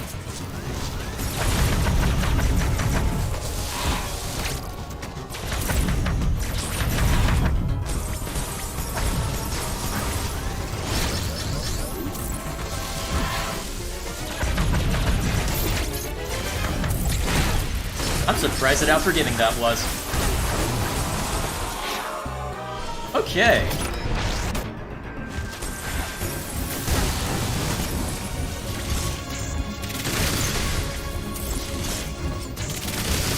Ah, shoot. That one did always give me a lot of trouble. Ah, again, I should have double jumped. I recognized the wind-up, just didn't react in time.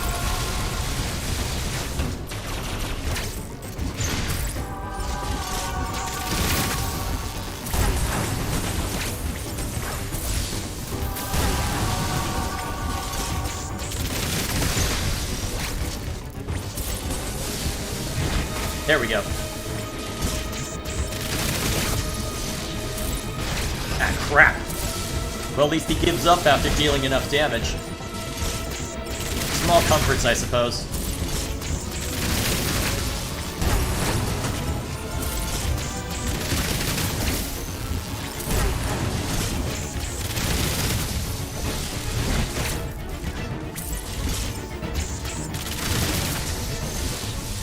Alright, Gatling gun time. Ah, shit! Well, if I let that hit me again, it's over.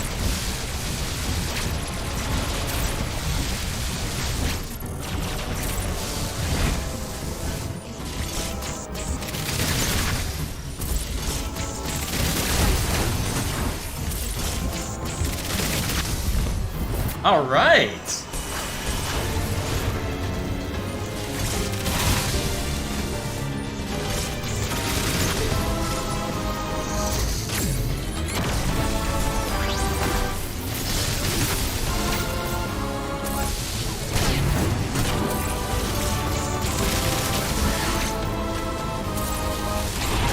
Ah, shit!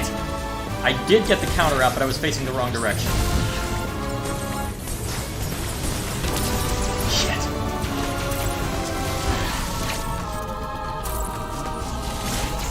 Oh, break! Right, Shine Spark.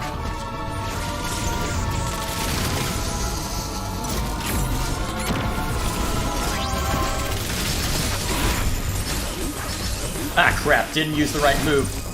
But I did at least get a little bit for my trouble on that. Okay, I still stand a chance. Good.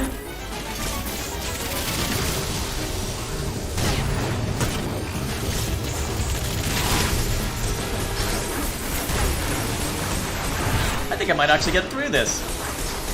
Especially now that we've got the long one.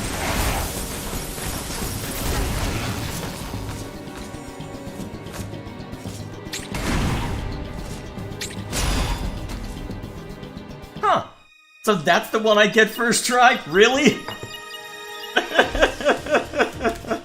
Wow, that's the one I get first try. Really? Then again, that is the one I've done most recently, so I guess that makes sense. Oh man, that is... that is dumb. Survival Rush unlocked. What's that mean?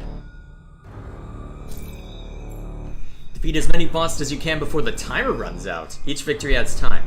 You gain additional time by taking no hits and winning each stage of the Raven Peak battle. These time bonuses decrease each cycle. Huh, that could be interesting to try out. Maybe I'll bring that up on the next Variety Night, whenever that ends up being. Okay. I'm actually kind of surprised that that worked out the way it did. I did not expect to get through that the first time since I walked in with basically 50 HP. Still, I at least had enough opportunities to get a health back now that I was reliably getting the parries on him, so guess I can't complain that much. Alright, let's catch up with chat and then I can switch over to the next game. Alright, so... returning to Mystara. Okay, so more D&D from Dwan. So D&D with Dwan. Alright. The first immortal / god in the setting was Ka, who is a dinosaur, what? In the prehistory of Mystara was a dinosaur who somehow become sapient. And... let's see, learned as the first being in existence magic and archived apotheosis. Caused an immortal of matter and obsessed with tradition, stasis, and preservation of the past. Because of it, you created a hollow world inside the planet. And it. Let's see.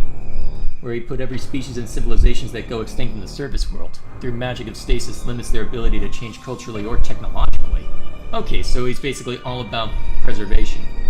Wonder if Ravenbeak could beat Ridley? I mean, he gave me a run for my money, so probably. What's happening, Co-Reaper?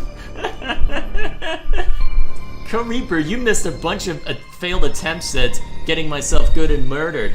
It was actually kind of silly. Because I get murdered a bunch of times by the first ever Chozo boss, and then Ravenbeak I managed to make mincemeat of within a few minutes. Somehow that's how that works. I don't know how, but that's how that worked. So either way, there we are.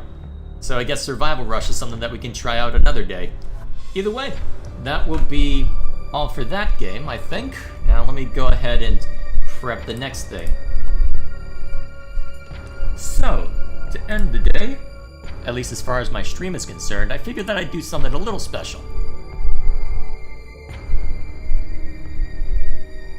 So let me just pull it up real quick and make sure that my desktop audio is set to the right thing. I can probably set this one to -10.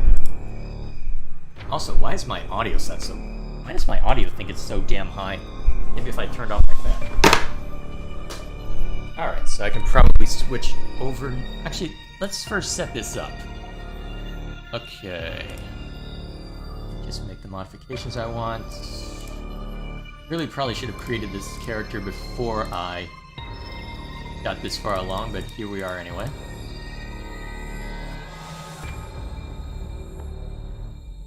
Yeah, that'll do.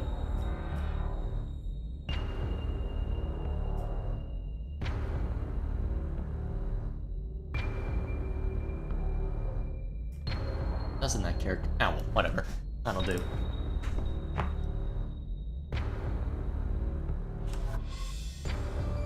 And then we'll just do that. Yeah, we'll... Actually, yeah, we'll do this, just to be funny. Perfect! Alright, now I can switch over to game capture. Wait, what the heck? Why is it showing my friends list? Get out of here. Hang on a second.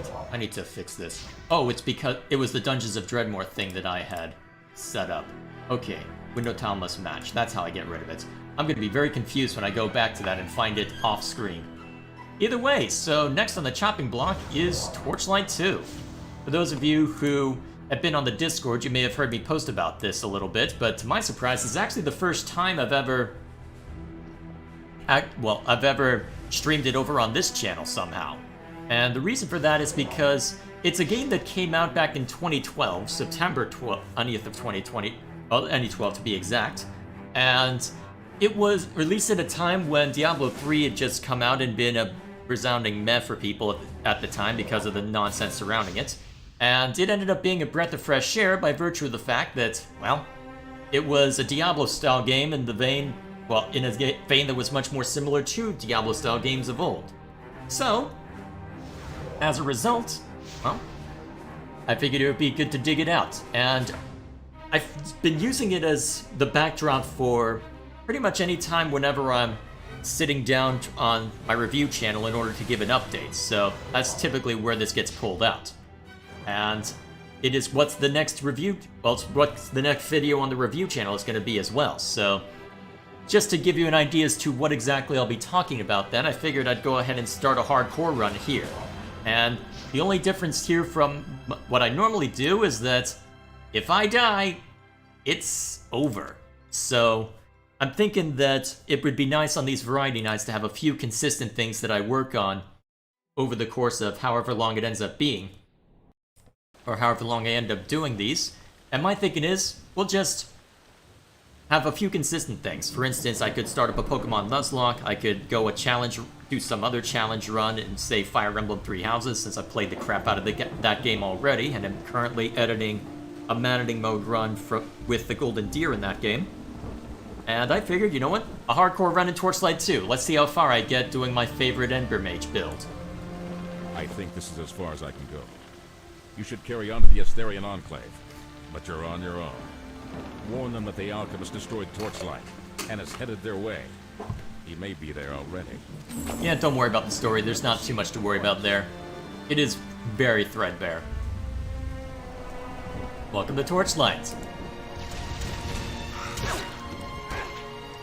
For those of you unfamiliar with Diablo, it was actually kind of revolutionary for its day. It was originally going to be a roguelike in the same vein of Dungeons of Dredmor, except using claymation, I think. Because back when Rogue, the progenitor of the roguelike genre, was out, it was, if I'm not mistaken, I'm trying to think, it was entirely text-based, so it used ASCII keys in order to act instead of graphics because of just how old it was. And since then, the main way for future roguelikes to stand out was effectively to give it greater graphics, and Diablo's initial intention was to use claymation and just do turn-based nonsense. At some point in the development cycle, however, they decided to switch to real-time with sprite work, which ended up standing out to people at the time because, hey, it's a real-time dungeon crawler. This is really cool. There's procedural generation. There's a really cool atmosphere because it's this Gothic cathedral that's been overtaken by demons. And it was a really cool setting for the time, and it only got better with Diablo 2, with that being a game that has stood out in a lot of people's minds, and with good reason. So, as a result of that, well, people were really excited for when, well, Torchlight somewhat snuck up on people, I think back in 2009, the original one, and it was billed as having some of the original people that had worked on the original Diablo games working on the project, but it had a few limitations that ended up leading people to be less interested. Well, less enthusiastic, because on one hand it was a nice return, but it dropped the gothic horror element in favor of just being very bombastic, very colorful, as it's been reflected by just what we've seen here. So, the other problem is that the first Torchlight game also ended up being kind of a rush job as well, because they were very eager to get it out onto the market and very strapped for cash, so it was a matter of, okay, it may not have multiplayer now, which is what a lot of people really enjoy from Diablo 2, but you know what? We need to get this game out. So, we're gonna do it, and we're gonna hope for the best, and it ended up working out for them. Somehow. Ooh, better stat. Let's go for it. And so as a result, with Torchlight 2, they bring back the multiplayer component, which actually I don't think I even talked about on my video because I didn't really get a chance to properly try it out with people. But they bring back the multiplayer component, they fix up a lot of the balancing issues that were present in that game, and it ends up being a grand old time. It ended up not having nearly as complex or as in-depth of an endgame as people might have hoped for, which meant that even, especially nowadays, now that it's been a few years since the game was released, people tend to favor Diablo 3 and Path of Exile as a result of their greater endgame and all the stuff that's added with post-launch updates. So the way that you primarily get longevity with this game is either trying ridiculous builds that you may not have thought of doing when you initially started, or you spend a bit of time tacking mods onto it. And thankfully, it's very easy to tack mods onto it if you're willing to restart your game. In fact, I have technically applied mods to this, but you wouldn't know it by this run because the client that you use to run mods and the clients you use to run the game are kept entirely separate. Basically, when you start running it from Steam, it then gives you an option to say whether you want to use mods or not. So it doesn't matter how many mods or to what extent I've applied them to that particular aspect, because as long as it means that if I want to go back to the original setup, then I have the freedom to do so without any concern, which is nice. So it gives you room to experiment even if you're not necessarily as enthusiastic, well, even if you end up just horribly breaking something with whatever mods you tack on, in case that the mods you put on just don't get along or there's some other technical issue that causes problems. That's the nice thing about it, is that, especially compared to the mainstream competition, you do have pretty good mod support, and with how long the game's been out, there is a lot of mods out there. And even the big ones, like the Synergies mods, have gone through a lot of changes even since they were first created. So, all in all, good stuff. All in all, good stuff. So, I don't know how entertaining it'll be when it's just this game on its own as far as the stream is concerned, but still, if it's an occasional thing at the end of a stream when we're wanting to potentially wind down, I think it could be a lot of fun, especially since it'll be a lot easier to keep track of chat when it'll be a lot easier to keep track of chat by doing this. Well, while I'm doing this, I don't think it dropped enough gold, guys. It'll be a lot easier to keep track of chat while discussing this game and just hashing things out here than it would be if I were to play something that requires more immediate real-time attention like Metroid or another game like that, or Fire Emblem Warriors. So I think it could be a grand old time. But I suppose time will tell as to how that all ends up working out. Either way.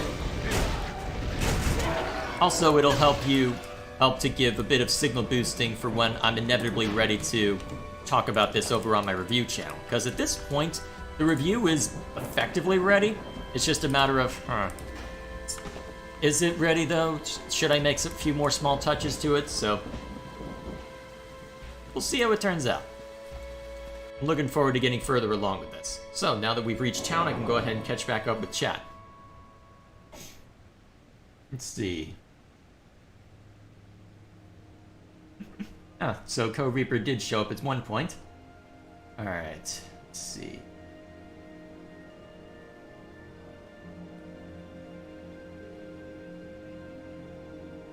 In AI upscaling to 2D animations, I hate it when people screw with the frame rates and make it run at 60 FPS when that was not the artist's intention. It screws with the audio so it no longer blends with the animation and makes the individual frames all blurry. Well, I understand wanting to go to 60 FPS, but I guess it depends on what exactly they're trying to do with the animation.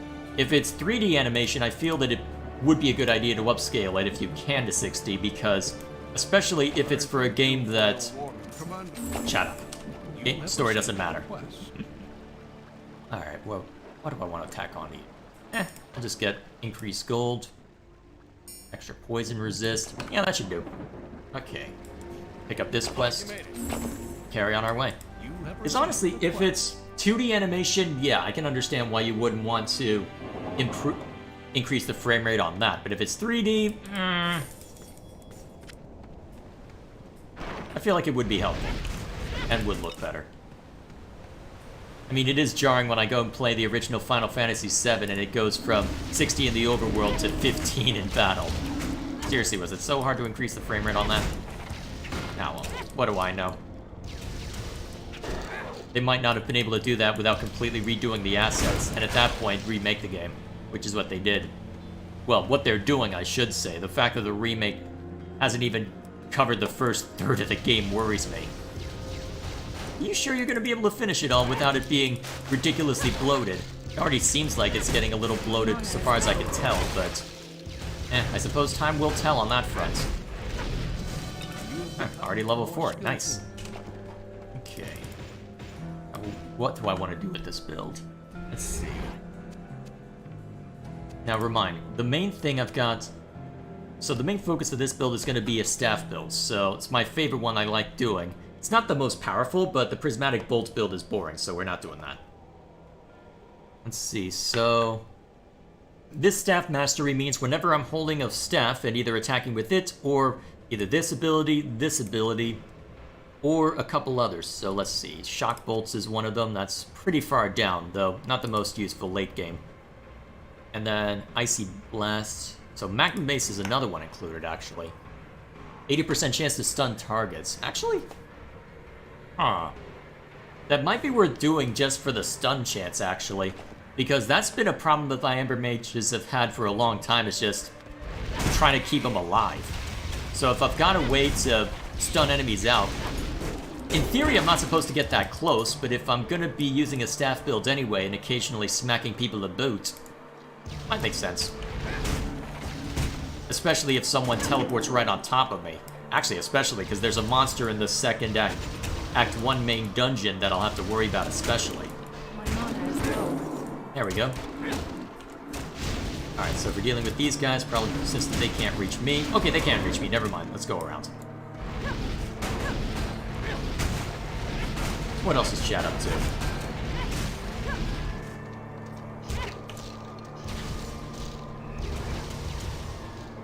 Let's see. I don't know what Code Reaper said. Let's see, only wake up early if I have school or on a long break.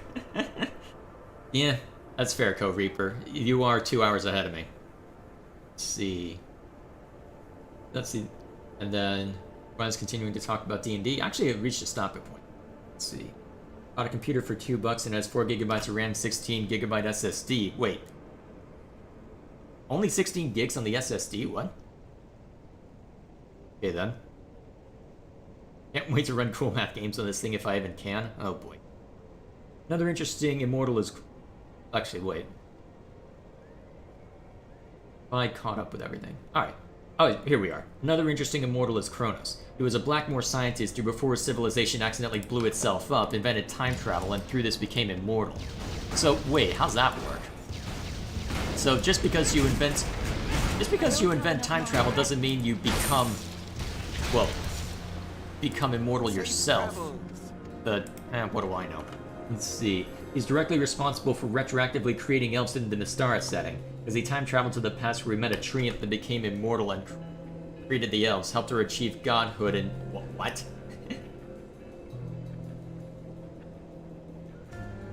And she, where is it? Created elves. Okay. Also, Mystara is the counterpart of Japan. Also, the Mystara counterpart of Japan is on an invisible moon. What?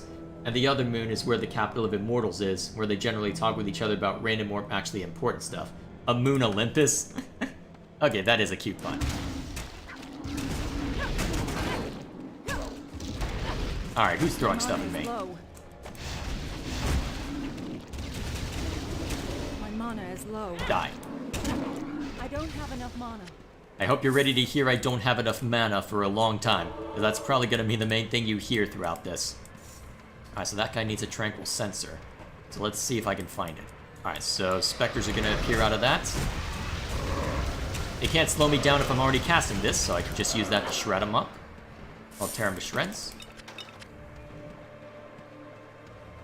Now, where's that tranquil sensor he mentioned? Probably further along this way.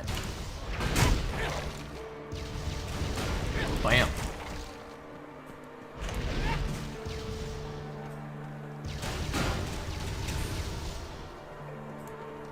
My mana is low. Alright, I'm at the point right now where I can afford to walk up and hit people with the staff, but that won't be the case forever. I need to get a bit more mana to regen at some point. Let's see, on a variety stream I'd like to see you play the SA2 randomizer. I'm not the biggest fan of randomizers. Seems, well, I don't know. I don't understand the appeal of them, if I'm honest. I mean, I guess if it's just to try it out once, that'd be okay. Eh, I'll see what I can do.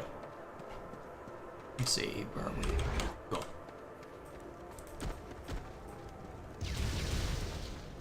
Here we are. Nice.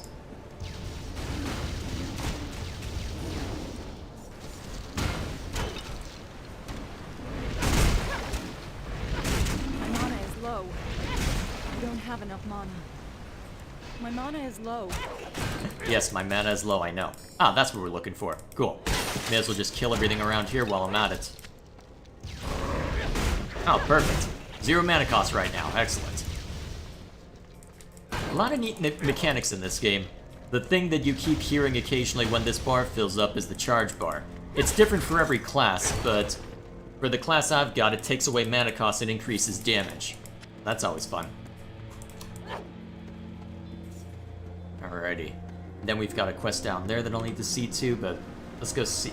Drop off that tranquil sensor and move on. Actually, real quick, anything this way? No, just a random chest and an archer. Anything good? Yes. Conveys 5% chance to poison. But, you know what? Increased experience game. At this stage, that's useful. And that can be our replacement once we get to that point. Then I don't need you anymore. Alright, cool. Moving on. Let's see. What else is our chat up to? 2 hours behind. Yeah, that's the right word. Sorry, Ko. Let's see. Now that we've got this. Safe travels. And may as well get something for our pet.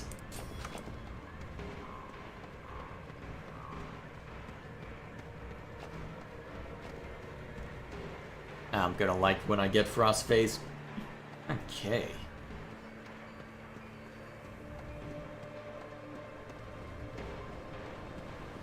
So we'll have a side quest down there to worry about, and then we can see to the rest. Alright, good. Anything useful? That probably will be useful for where we're going. Objectively better, so I'll take it. Alright, let's put these in something so that at least so that at least I'll be a little more resilient. Alright, let's get in there. Wait, I've got an unspent skill point. When did that happen? Must have only tinkered with the character and that and not put it into here. What would be good? Start working on Charge Mastery so I could have that up more often, or I could... Now, the problem with upgrading these is that it increases the mana cost for a while. I'm already having trouble with the mana cost. Yeah, I'm at a point where I can take that risk. Let's go with that. Alrighty. Now we get to it. Now we get to go tomb raiding.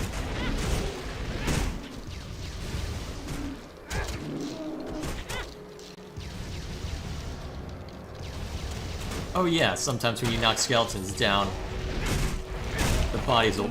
Well, the torsos will still come after you. Alright. Anybody else? Alright, now that you're locked down, apply damage over time, or at least attempt to. Or I just break your shield and you die anyway. That works too, I guess.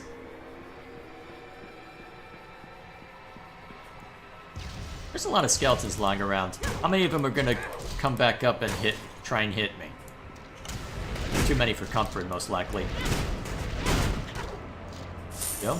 And now they're all waking up, of course. Let's go run this way so I can deal with them more easily. There we go. That's a lot of archers. Oh, and of course I get the charge bar the moment I want to sit down and level up.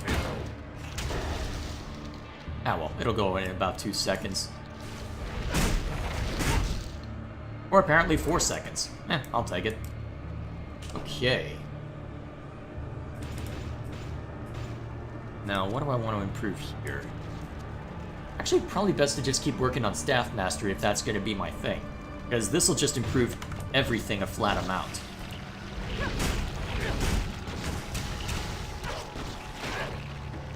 Alright, you go down. Bam. Alright, that's one shield shattered. My mana is low. My mana is low. Come on, die already. My mana is low. There we go. And of course everything is dead the moment I get my charge bar as per usual. That is the difficult thing about it. It can be hard to time properly with everything else. Looking at this, it looks like another case where if I open a chest, a bunch of monsters will flood out. Lucky me. Yep. Alright. So anyway, I started blasting. My mana is low. My mana is low. I don't have enough mana. Ah, heck, I'll just swap the mana potion in so I can kill him more quickly. It's not like I should be taking chances with health and mana right now anyway, since this is a hardcore character.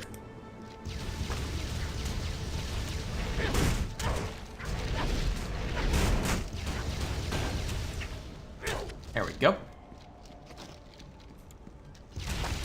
Alright, apply damage over time to that one.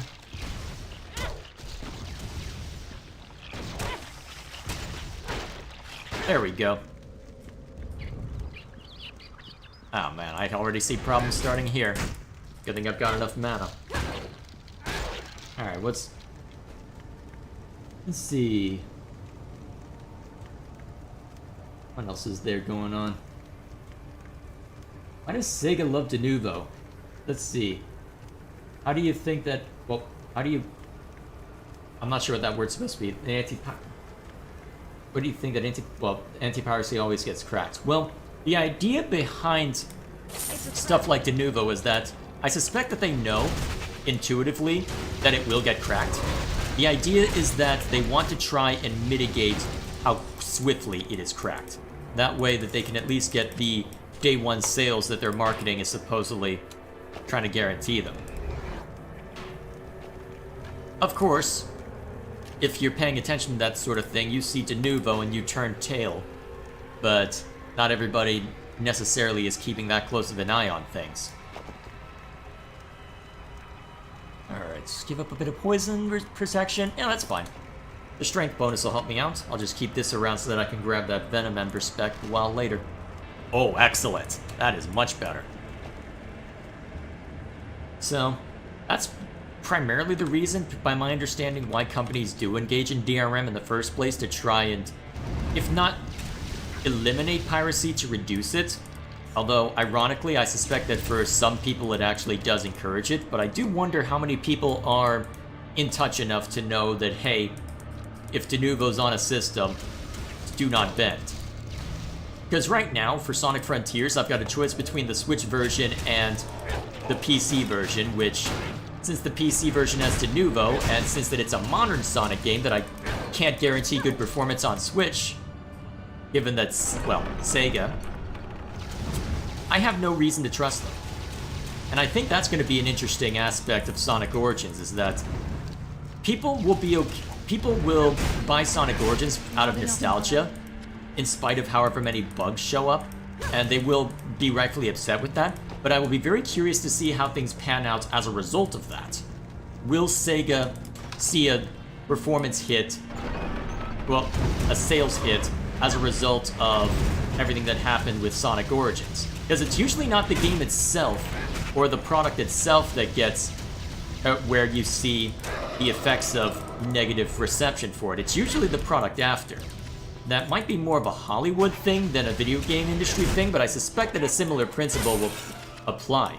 You won't have people necessarily clamoring from on the rooftop saying, "Oi, what you doing, Sega?" But you will have people who take a look at that and say, I remember running into a bunch of bugs with the last Sonic game that was put out, even if it was the first few. I'm thinking no. And I suspect that that might have a knock-on effect with Frontiers. I suppose we shall see, though. I suppose we shall see. It is still an unknown as to how well Sonic Frontiers does. So, I don't know. Watch the video I posted in Discord. Again with these. I have opened up Pandora's box by letting even one of these in, haven't I? Oh boy. Fortune smiles upon you. Alright, what kind of enchantments? Extra dex and mana? That's always good. And do I have an identify scroll? No, I do not. Real quick. That's a better shield, so I can toss that over there. Oh, wow. And an even better shield. This gonna be better? No. Don't have a lot of... Actually, I don't have enough money to take advantage of that enchanter right now anyway. Your pet's inventory is full. Okay, I might want to wait around a little bit to let my pet come back so I'm not going into a boss room without him. Let's see. How's this going on?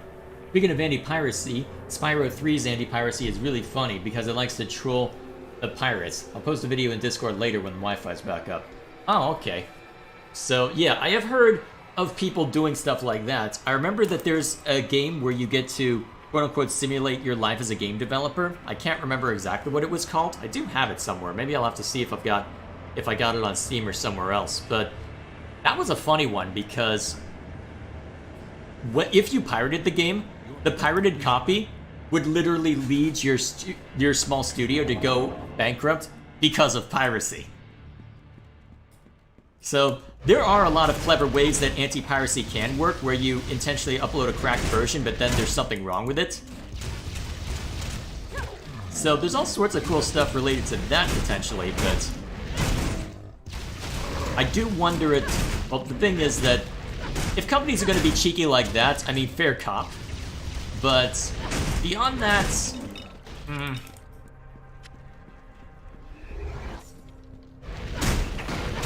surely they recognize that, well, I don't know.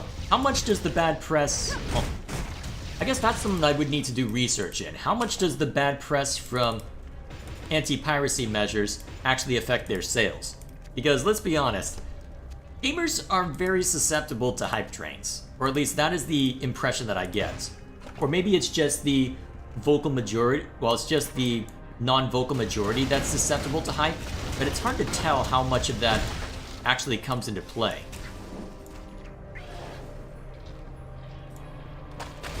Oh, and there's the boss I need to deal with. Okay, you need to die quickly or I'm in trouble. Luckily, you're more susceptible to nonsense as a result of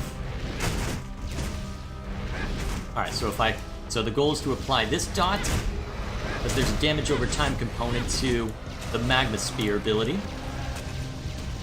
Alright, you're down. Good. Quest complete. Now remind me, what does this do? Okay, it reduces enemy resistances. Okay, cool.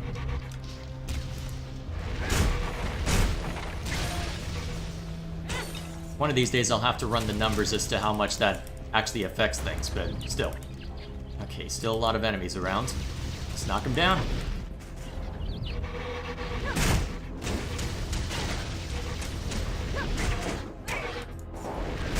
Not enough mana. Ah, great. That guy's just gonna keep I don't have enough digging up mana. more of his friends if I don't kill him quickly. Alright, so archers. Ooh, charge bar. Alright, dots applied, and dead.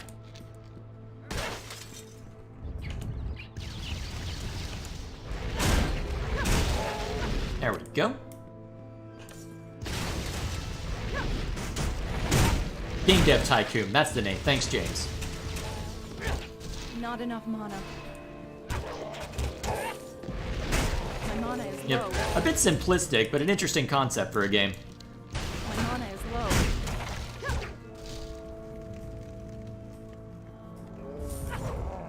Well, simplistic mechanically, I should say. Then again, it's a management game. It doesn't necessarily need to be super complex. It's not like you're looking for a city builder from that game.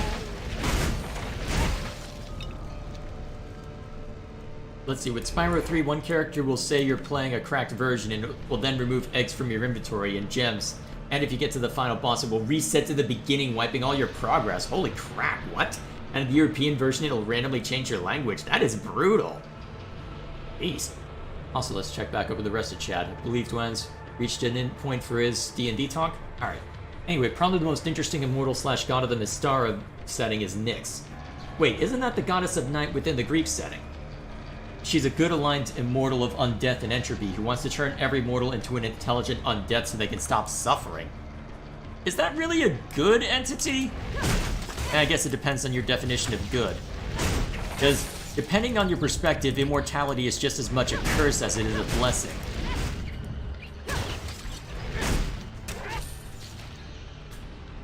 Alrighty.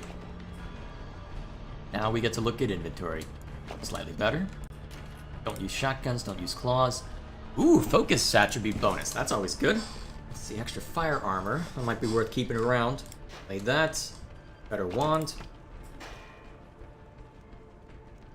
Yeah, that'll do. Then... Nope, that's less overall. Don't use that, don't use that. Nope. Alright, good. Back to the fray.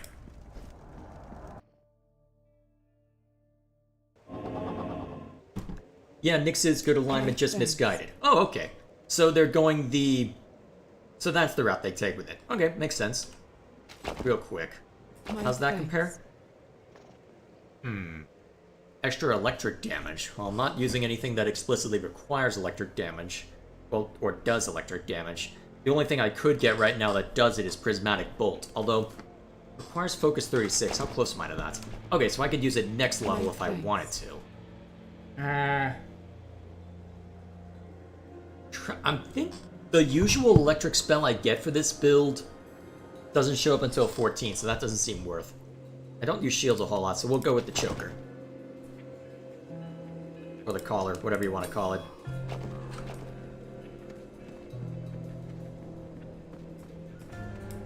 Alrighty.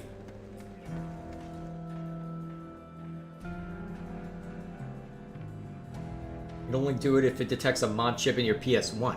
What do you mean by mod chip? I'm not as familiar with the PlayStation tech. Oh dear, already a mini-boss.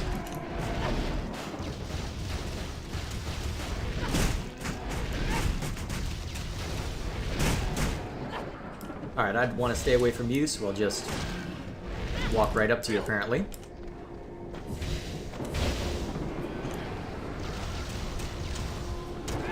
Ow, crap. I don't have enough mana. Well, you've got enough mana now, so just get him.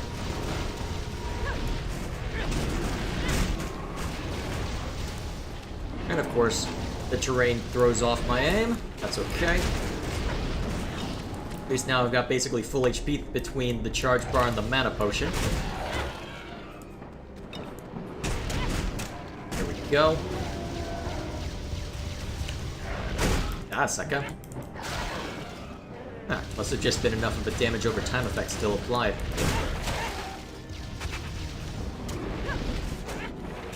Okay, if you're locked down, I can walk up and do that. There we go. Alright, well, let's kill the rest of these and then... Oh, jeez, I aggroed more.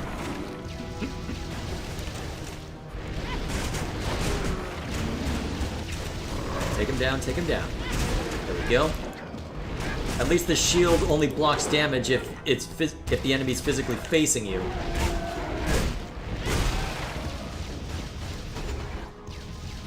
There we go.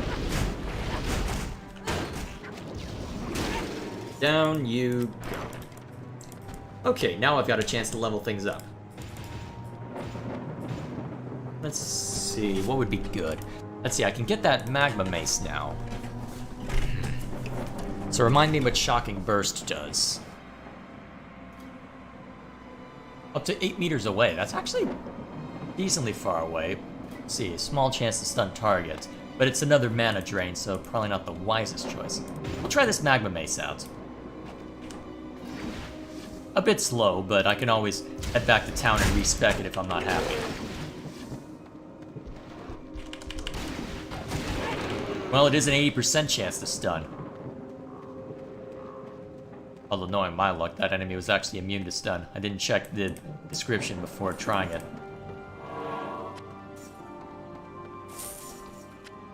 Okay. Wherefore art thou mine enemy?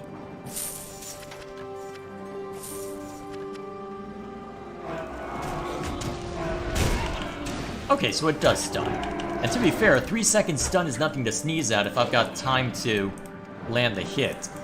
Probably won't apply to champion monsters and bosses, but that's okay.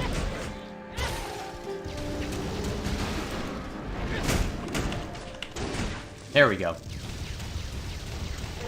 That gives me an opportunity to lay into him. Nice.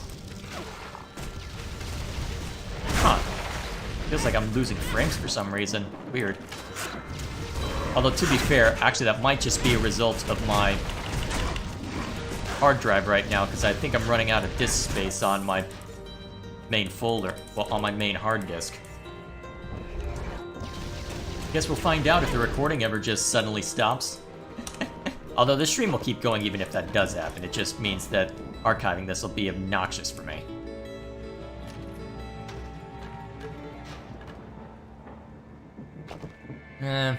That's fine. And then, ooh. Yeah, we'll go with it. Back to town with you. It's a lot of physical armor, but is that worth? No.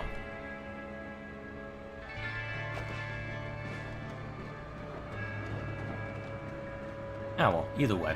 What else is chat up to? I remember in FPS games, if you pirate it, all the bullets in the game would be replaced by chickens that do no damage. Wait, what FPS is that? Because I know of some games that would use chickens as actual ammo because of how silly they are. That's mostly classic FPS that I'm thinking of. Because I think it's in Heretic that there's an actual chicken weapon. Well, a weapon that turns enemies into chickens. And then you can just step on them and it's over. Come on, apply the dime. Thank you. There we go.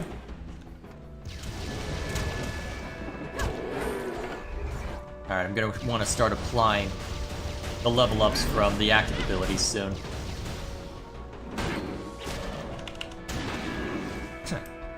This stun is not as reliable as I might have hoped. And the stun chance doesn't go up, it seems. Wait, it can break shields eventually? That could be useful, actually. Although the dot pierces shields, so maybe it won't be as useful. Because the damage over time is the main thing that...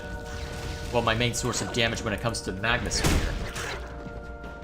I just need to tag enemies with it and level it up enough to where it will be tagged. I suppose we shall see. this is Torchlight 2, where's Torchlight 1? I might talk about Torchlight 1 eventually, but the second game's the one that most people remember and have modded the hell out of. And it's kind of weird because Torchlight 1 it's fine, but Torchlight 2 is so much better that it's hard to go back to the original. In fact, I did even go through a little bit of the first game just to do a quick comparison in my mind, and wow, you don't realize how many quality of life improvements there are between Torchlight 1 and 2. It really is just a straight up better game in almost every conceivable way.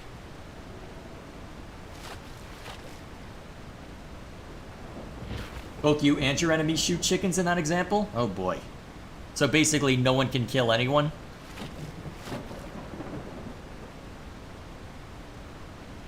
That's rough. Alrighty. How much more do we have to explore in this area? Quite a lot by the looks of it. I think what we'll do then is we'll clear out this opening area and then call it a day. Because I don't have too much... Let's see, my usual evening plans are still in play for Labor Day, so that's why I'm doing this now instead of later. Because for whatever reason, the usual Monday shenanigans that I'm usually up to still happening, so... Not enough mana.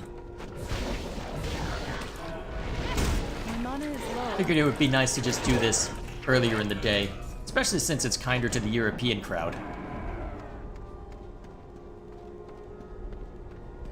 Well, a better time for the European crowd, I should say. Alrighty. Got enemies up there. Can I hit him from here? Oh, take care of this guy first. Yeah, I'm not really properly incorporating Magma Mace properly. I think I'm gonna go back to town and...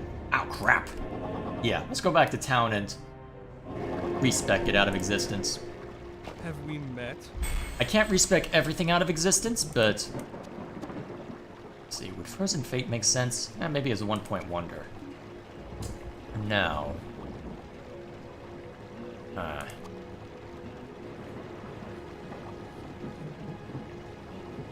What would be good to work on? I guess I could keep ratcheting this up, but... Well, let's do one-point wonder with that. Alright, back to it. Can you check out my video before the end of the stream? I'll take a look. Well, I'll take a look first and make sure it's fine. Well, actually, how long is the video? 12 minutes? I'll do a reaction. I'll record a reaction once that I'm done here. If I don't have enough to say, then, well... Because I'm always worried about doing reaction content, because it's very easy for reaction content to completely flout fair use. Because if you're just sitting there and don't even have a webcam on and just watching the video play, I mean, at what point is it your video, and at what point are you just not contributing anything of value? So that's why I've been hesitant to do reaction content before now. I've got a couple of... Well, my brother's been using it as a good place to try and get a handle on what video editing is like and whatnot, but... that's not my preferred medium. At least with gameplay, there's a skill element, and a matter of watching someone attempt to be okay at a video game, but straight up reaction content... I'm much more reticent about that sort of thing. Let's see... Yeah, we'll go with this. You have served your purpose. Now, do I want to go with... You know what? Oh, crap, I don't have that. Put that on and I can't use anything else. Okay, well that's definitive. Also, I've been taking way too many hits.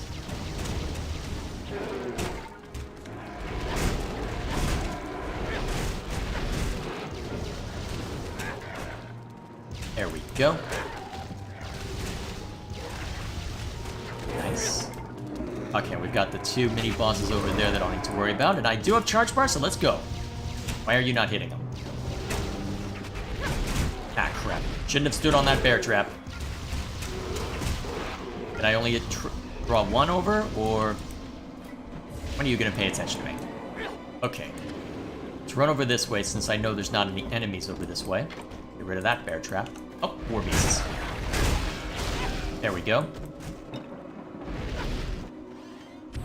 Excuse me while I steal these from you.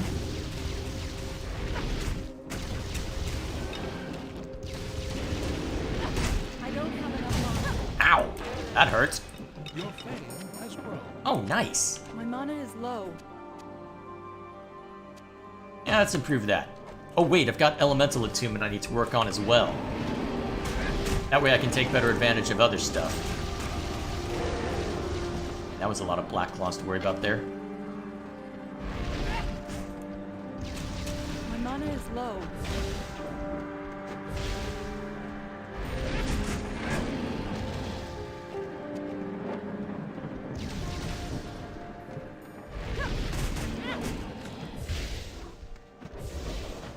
Die, please. Alright, good, I've got you. Alright, now I can lay into you. There we go. Nice. What do I want to work on next? Not quite able to do that yet. Now we'll go with this. I can start pouring levels into the active abilities soon.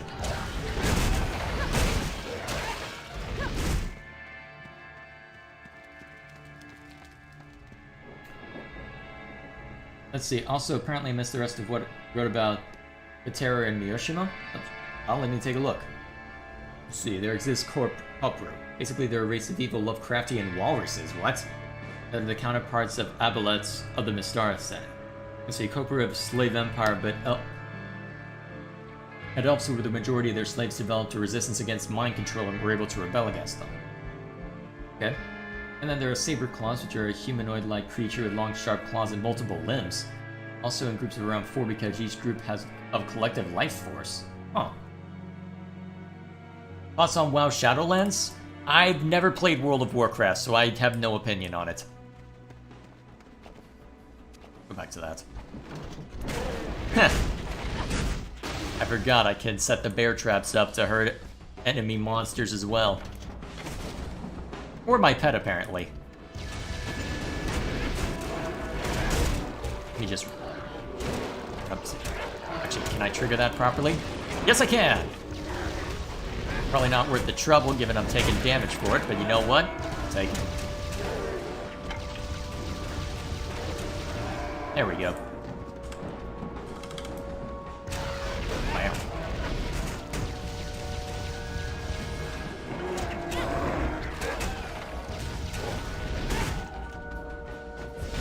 Alright, I can hit that? Alrighty. May as well just lay into you real quick, then move on.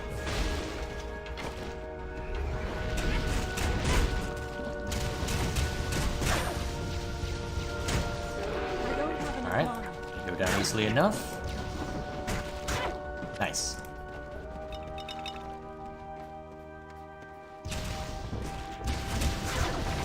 Alright, line them up and knock them down. Nice. Alright, what else is chat up to? What time is it for you, Regal, that you're falling asleep midstream? Man, I really need to up the ante if that's happening twice. You didn't fall asleep during Dredmor, did you? Yeah, well, that's the fun part of these, I guess. There's always something new going on. Alright, we'll save that phase beast for later, because I know that those are highly dangerous. In fact, it might be worth avoiding them if I value my life, but we'll go in anyway, eventually. Let's see. And we've got these monsters that need to die. So, Regal, to catch you up. So, how many things have passed since the evil potatoes? Wait. You fell asleep during Dredmor, didn't you? Wow, I am doing really poorly if you're falling asleep to that. Holy crap, that's... You missed me going through the boss rush mode in Metroid Dread. You had all the kills that you could ever want. Well, all the deaths you could ever want. Except on Ravenbeak somehow. Managed to get through that one without dying. The rest, though, were a bit more... it's sloppier. And now I'm playing Torchlight 2. Which is what I'm going to be talking about on the review channel in about... 3 weeks?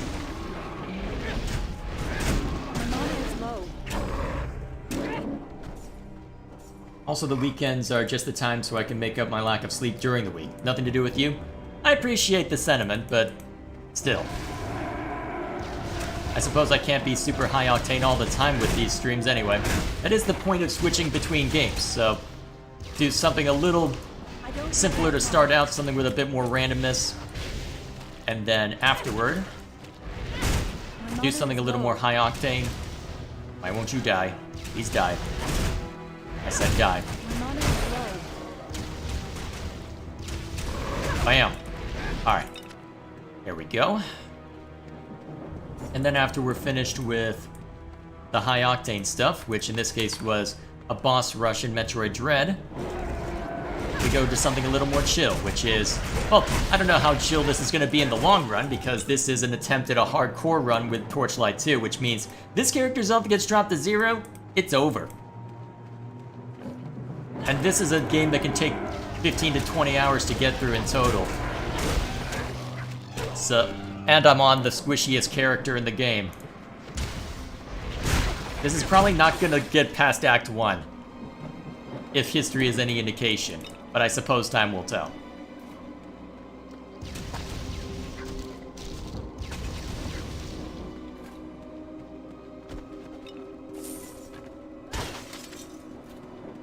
Okay.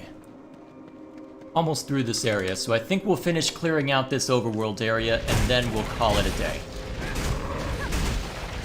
However long that ends up being. Or maybe I'll just get hungry and want to have lunch. It is almost noon for me.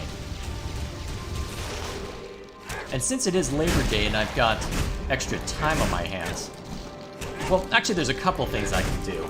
Because I've got some Sonic 1 footage to record for the sake of grabbing some specific moments, because apparently in all the footage I have from replaying Sonic, I don't have any instances in the first game of me drowning.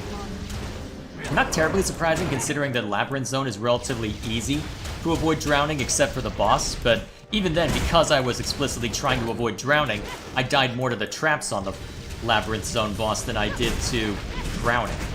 As in, the traps were my only deaths on that boss.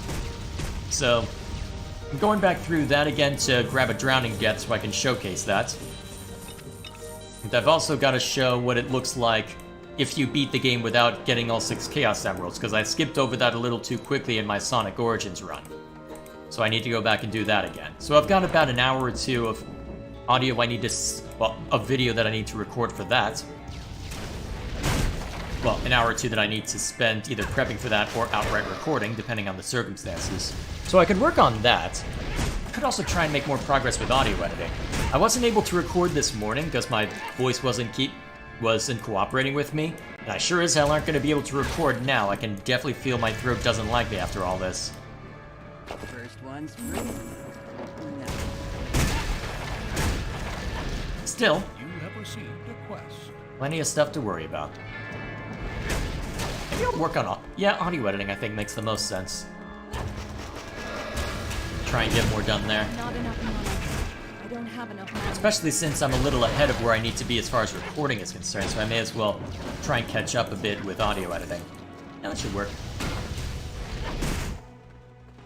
Labyrinth Zone without bubbles? That is pain.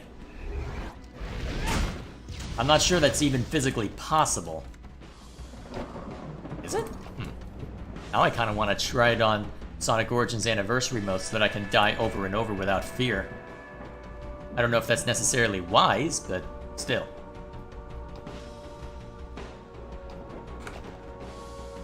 Okay.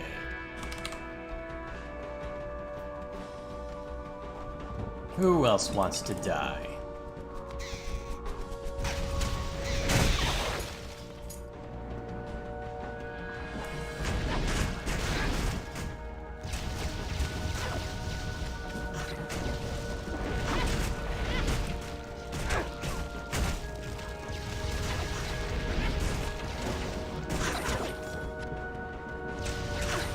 Go. At least dealing with those ratlins is pretty straightforward, especially since they flee when their allies perish. Gonna be nice when I've got my teleport ability and can jump around like an insane person. although I do need to be keeping a closer eye on my health pool. I shouldn't wander around half health when a single death will be the end of this run.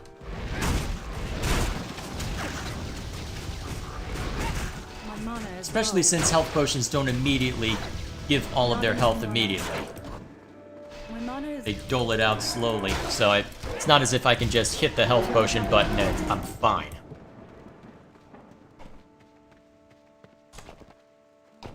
Oh shoot, I want to mess with my inventory and there are more rabbits. Get out of my face. You have become more experienced. Oh, nice.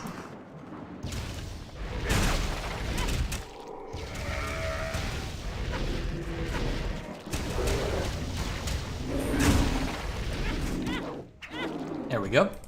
Now that I've got a lull. Let's see, what do I want to mess with? I think it's reached the point where I should probably start upgrading my Magma Spear and Ice Bolts. Well, Ice Blasts.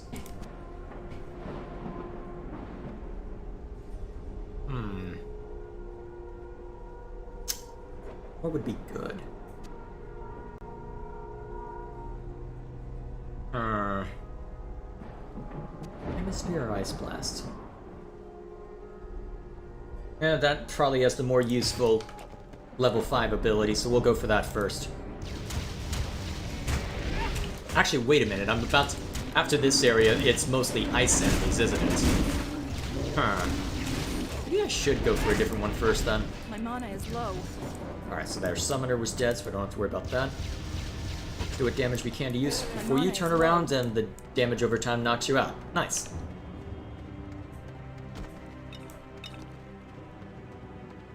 Oh, why is my stream bitrate going? Cratering. Oh. Maybe YouTube is telling me to stop independent of anything I'm doing. Either way.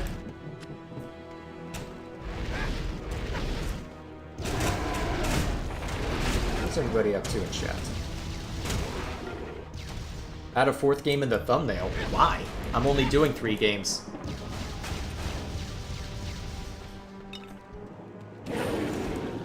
My voice is already trashed enough. I'm probably gonna end after this one.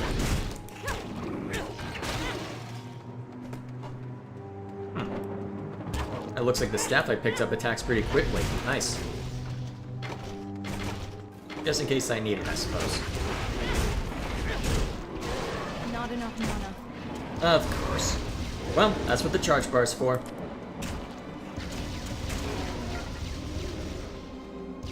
Maybe the range increase on the Magma Spear would be helpful after all.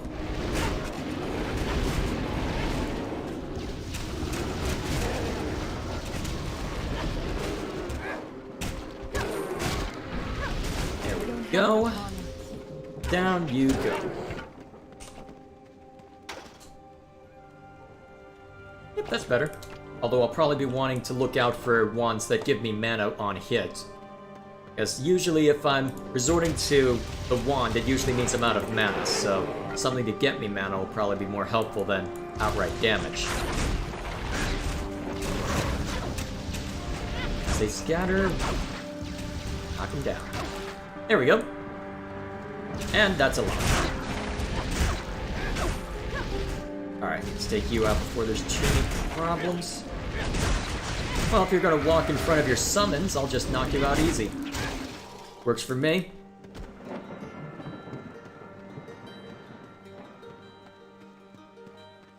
I want to see death? No, you don't, because that means the end of the stream. I've only got this one hardcore character that I intend to show off at the moment. Set off a trap.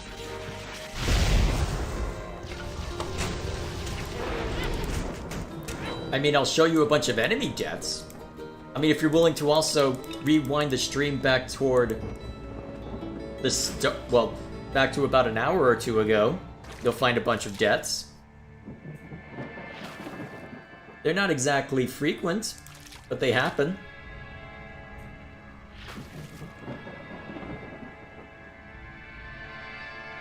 Come on. There you go. Ooh, that's good. See, is any of this worth putting on? Extra ice damage. That actually could be useful.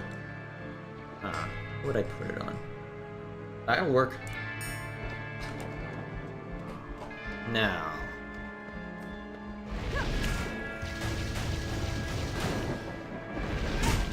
Alright, you go down in a hurry.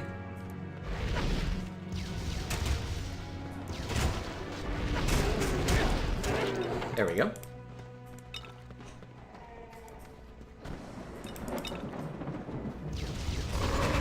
Alright, die quickly. Of course, there's nothing around once I get the charge bar, as per usual.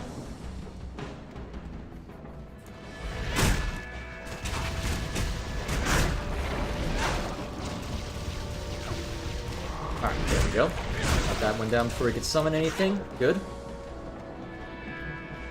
How long have I been streaming? OBS says 2.5 hours.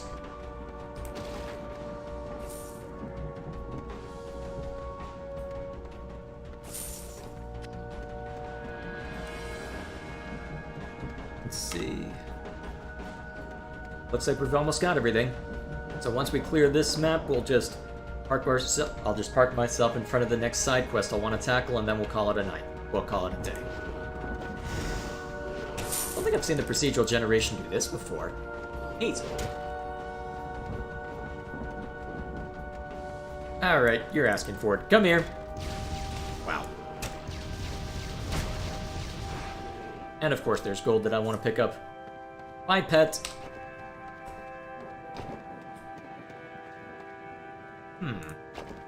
Yeah, I'll take it. Not using strength as... well, technically I'm using strength as part of the staff, but it's not my primary attribute. Got a little bit in the center there. I know there's a side quest in there that I'll need to collect based on what I saw in the periphery.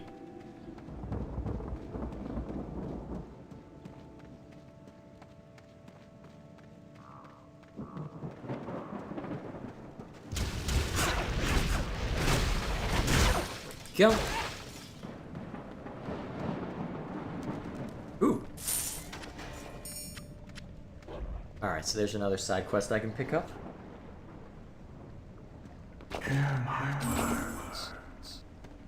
No. You have received a quest. Oh, and of course there's a fishing hole. Oh well, we'll just use that as a chance to calmly end the stream then. That everything? Not quite. More ratlins. Nice. Okay, I think we're good. I say as I find more. There we go. Alright, that'll be all. So, catch up on chat while I'm doing this.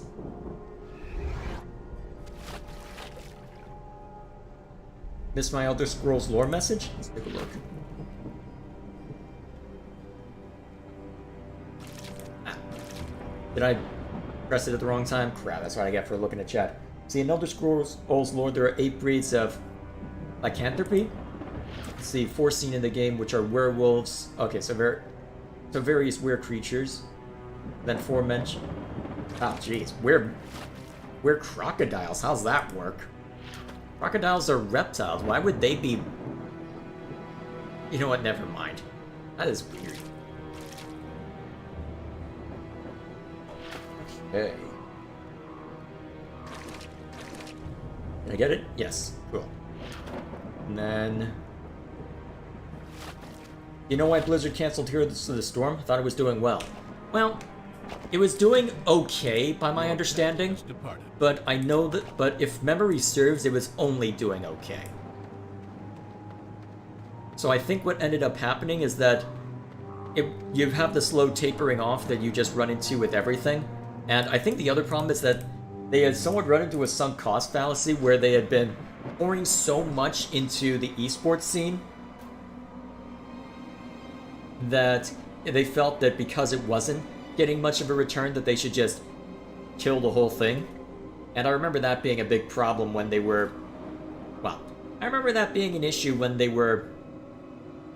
when the whole Diablo Immortal thing was happening, because the Diablo Immortal thing annoyed me when I found out more of the context surrounding it, because Diablo Immortal on its own would have been fine if 1, it wasn't pay to win, and 2, it was yet another Diablo game, and there had been... And there hadn't been something like, what, 7 years?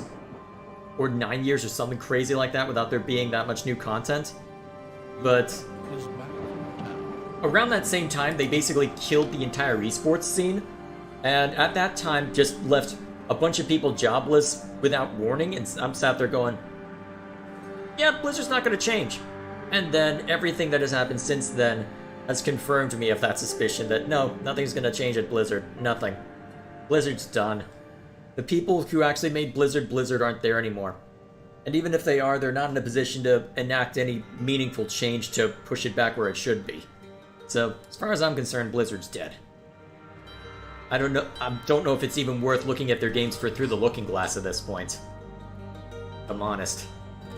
I don't know, I'll have to mull over that, because that's the other thing. I've got so much stuff on the backlog that even if I attempt to go through, well, even if I just look at my backlog, I don't have to purchase another game for another 2 years.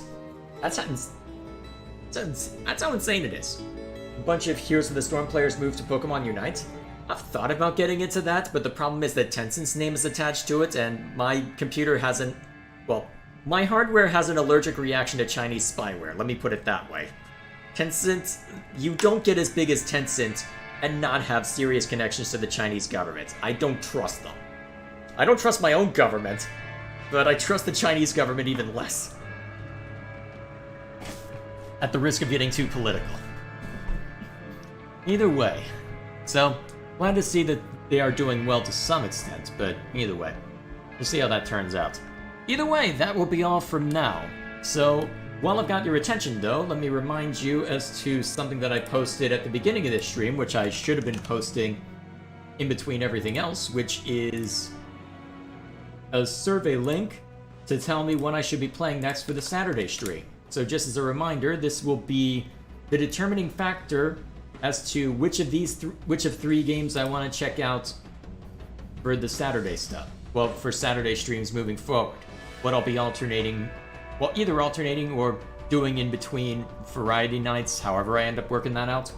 Either way, the game that is put in here, the game that wins out here is what will end up being the deciding factor. Bear in mind, however, I did put in a vote for one of them, so just to make sure that it was working, so I might. So if one of them looks like it wins, but I choose another, it would be because my vote would have been quote-unquote a tiebreaker vote. But I will be going with what you guys choose, and will be ignoring my vote whenever that goes into play. I always like Chinese food. I'm sure the food's fine, I just don't trust the government. So, either way, I don't know how many of you who are watching have already cast your vote on that, but I figured I'd throw it in there anyway. This is a reminder that, hey, we've got this to worry about. And I think I know how it's going to go just based on where it is right now, but I will be very curious to see how it pans out. For now, thank you all for joining me on this variety stream. I'm going to go have lunch and probably do a bit more audio editing before I get dragged off to something. And so, yeah, this was a good time. This was a good time to catch up and just talk. So, I don't know what I'll be doing on the next variety stream. The Torchlight 2 hardcore run will probably feature prominently. I don't know, maybe it'd be good to have 2 or 3 more consistent stuff that I work on towards the end. Because I can dig up Maddening Mode and Fire Emblem 3 Houses and go through that on the routes I haven't done that with. Because I've only done that for Golden Deer. It's maybe start a Pokemon Nuzlocke up, maybe make that the next thing I do on a variety stream. And then bounce between those 3 plus the Torchlight 2 hardcore run. That could be fun. Either way, that'll be all for now. So, over the course of this week, it's going to be a little different, because Thursday is when the Xenoblade stream will be happening, because I'm going to be gone on Wednesday all night, and I basically am going to have no time for Xenoblade, so it'll happen on Thursday instead, although my Thursdays are about to get occupied by stuff, so right as I open that up to work on other stuff, it gets taken up by something else, of course. So, either way. And then Saturday will be the new game that's chosen by this straw poll, so either way, that'll be all from me. Thank you all for watching. Thanks for having a nice little chat with me. And for my American viewers, I hope you have a nice Labor Day for the rest of you.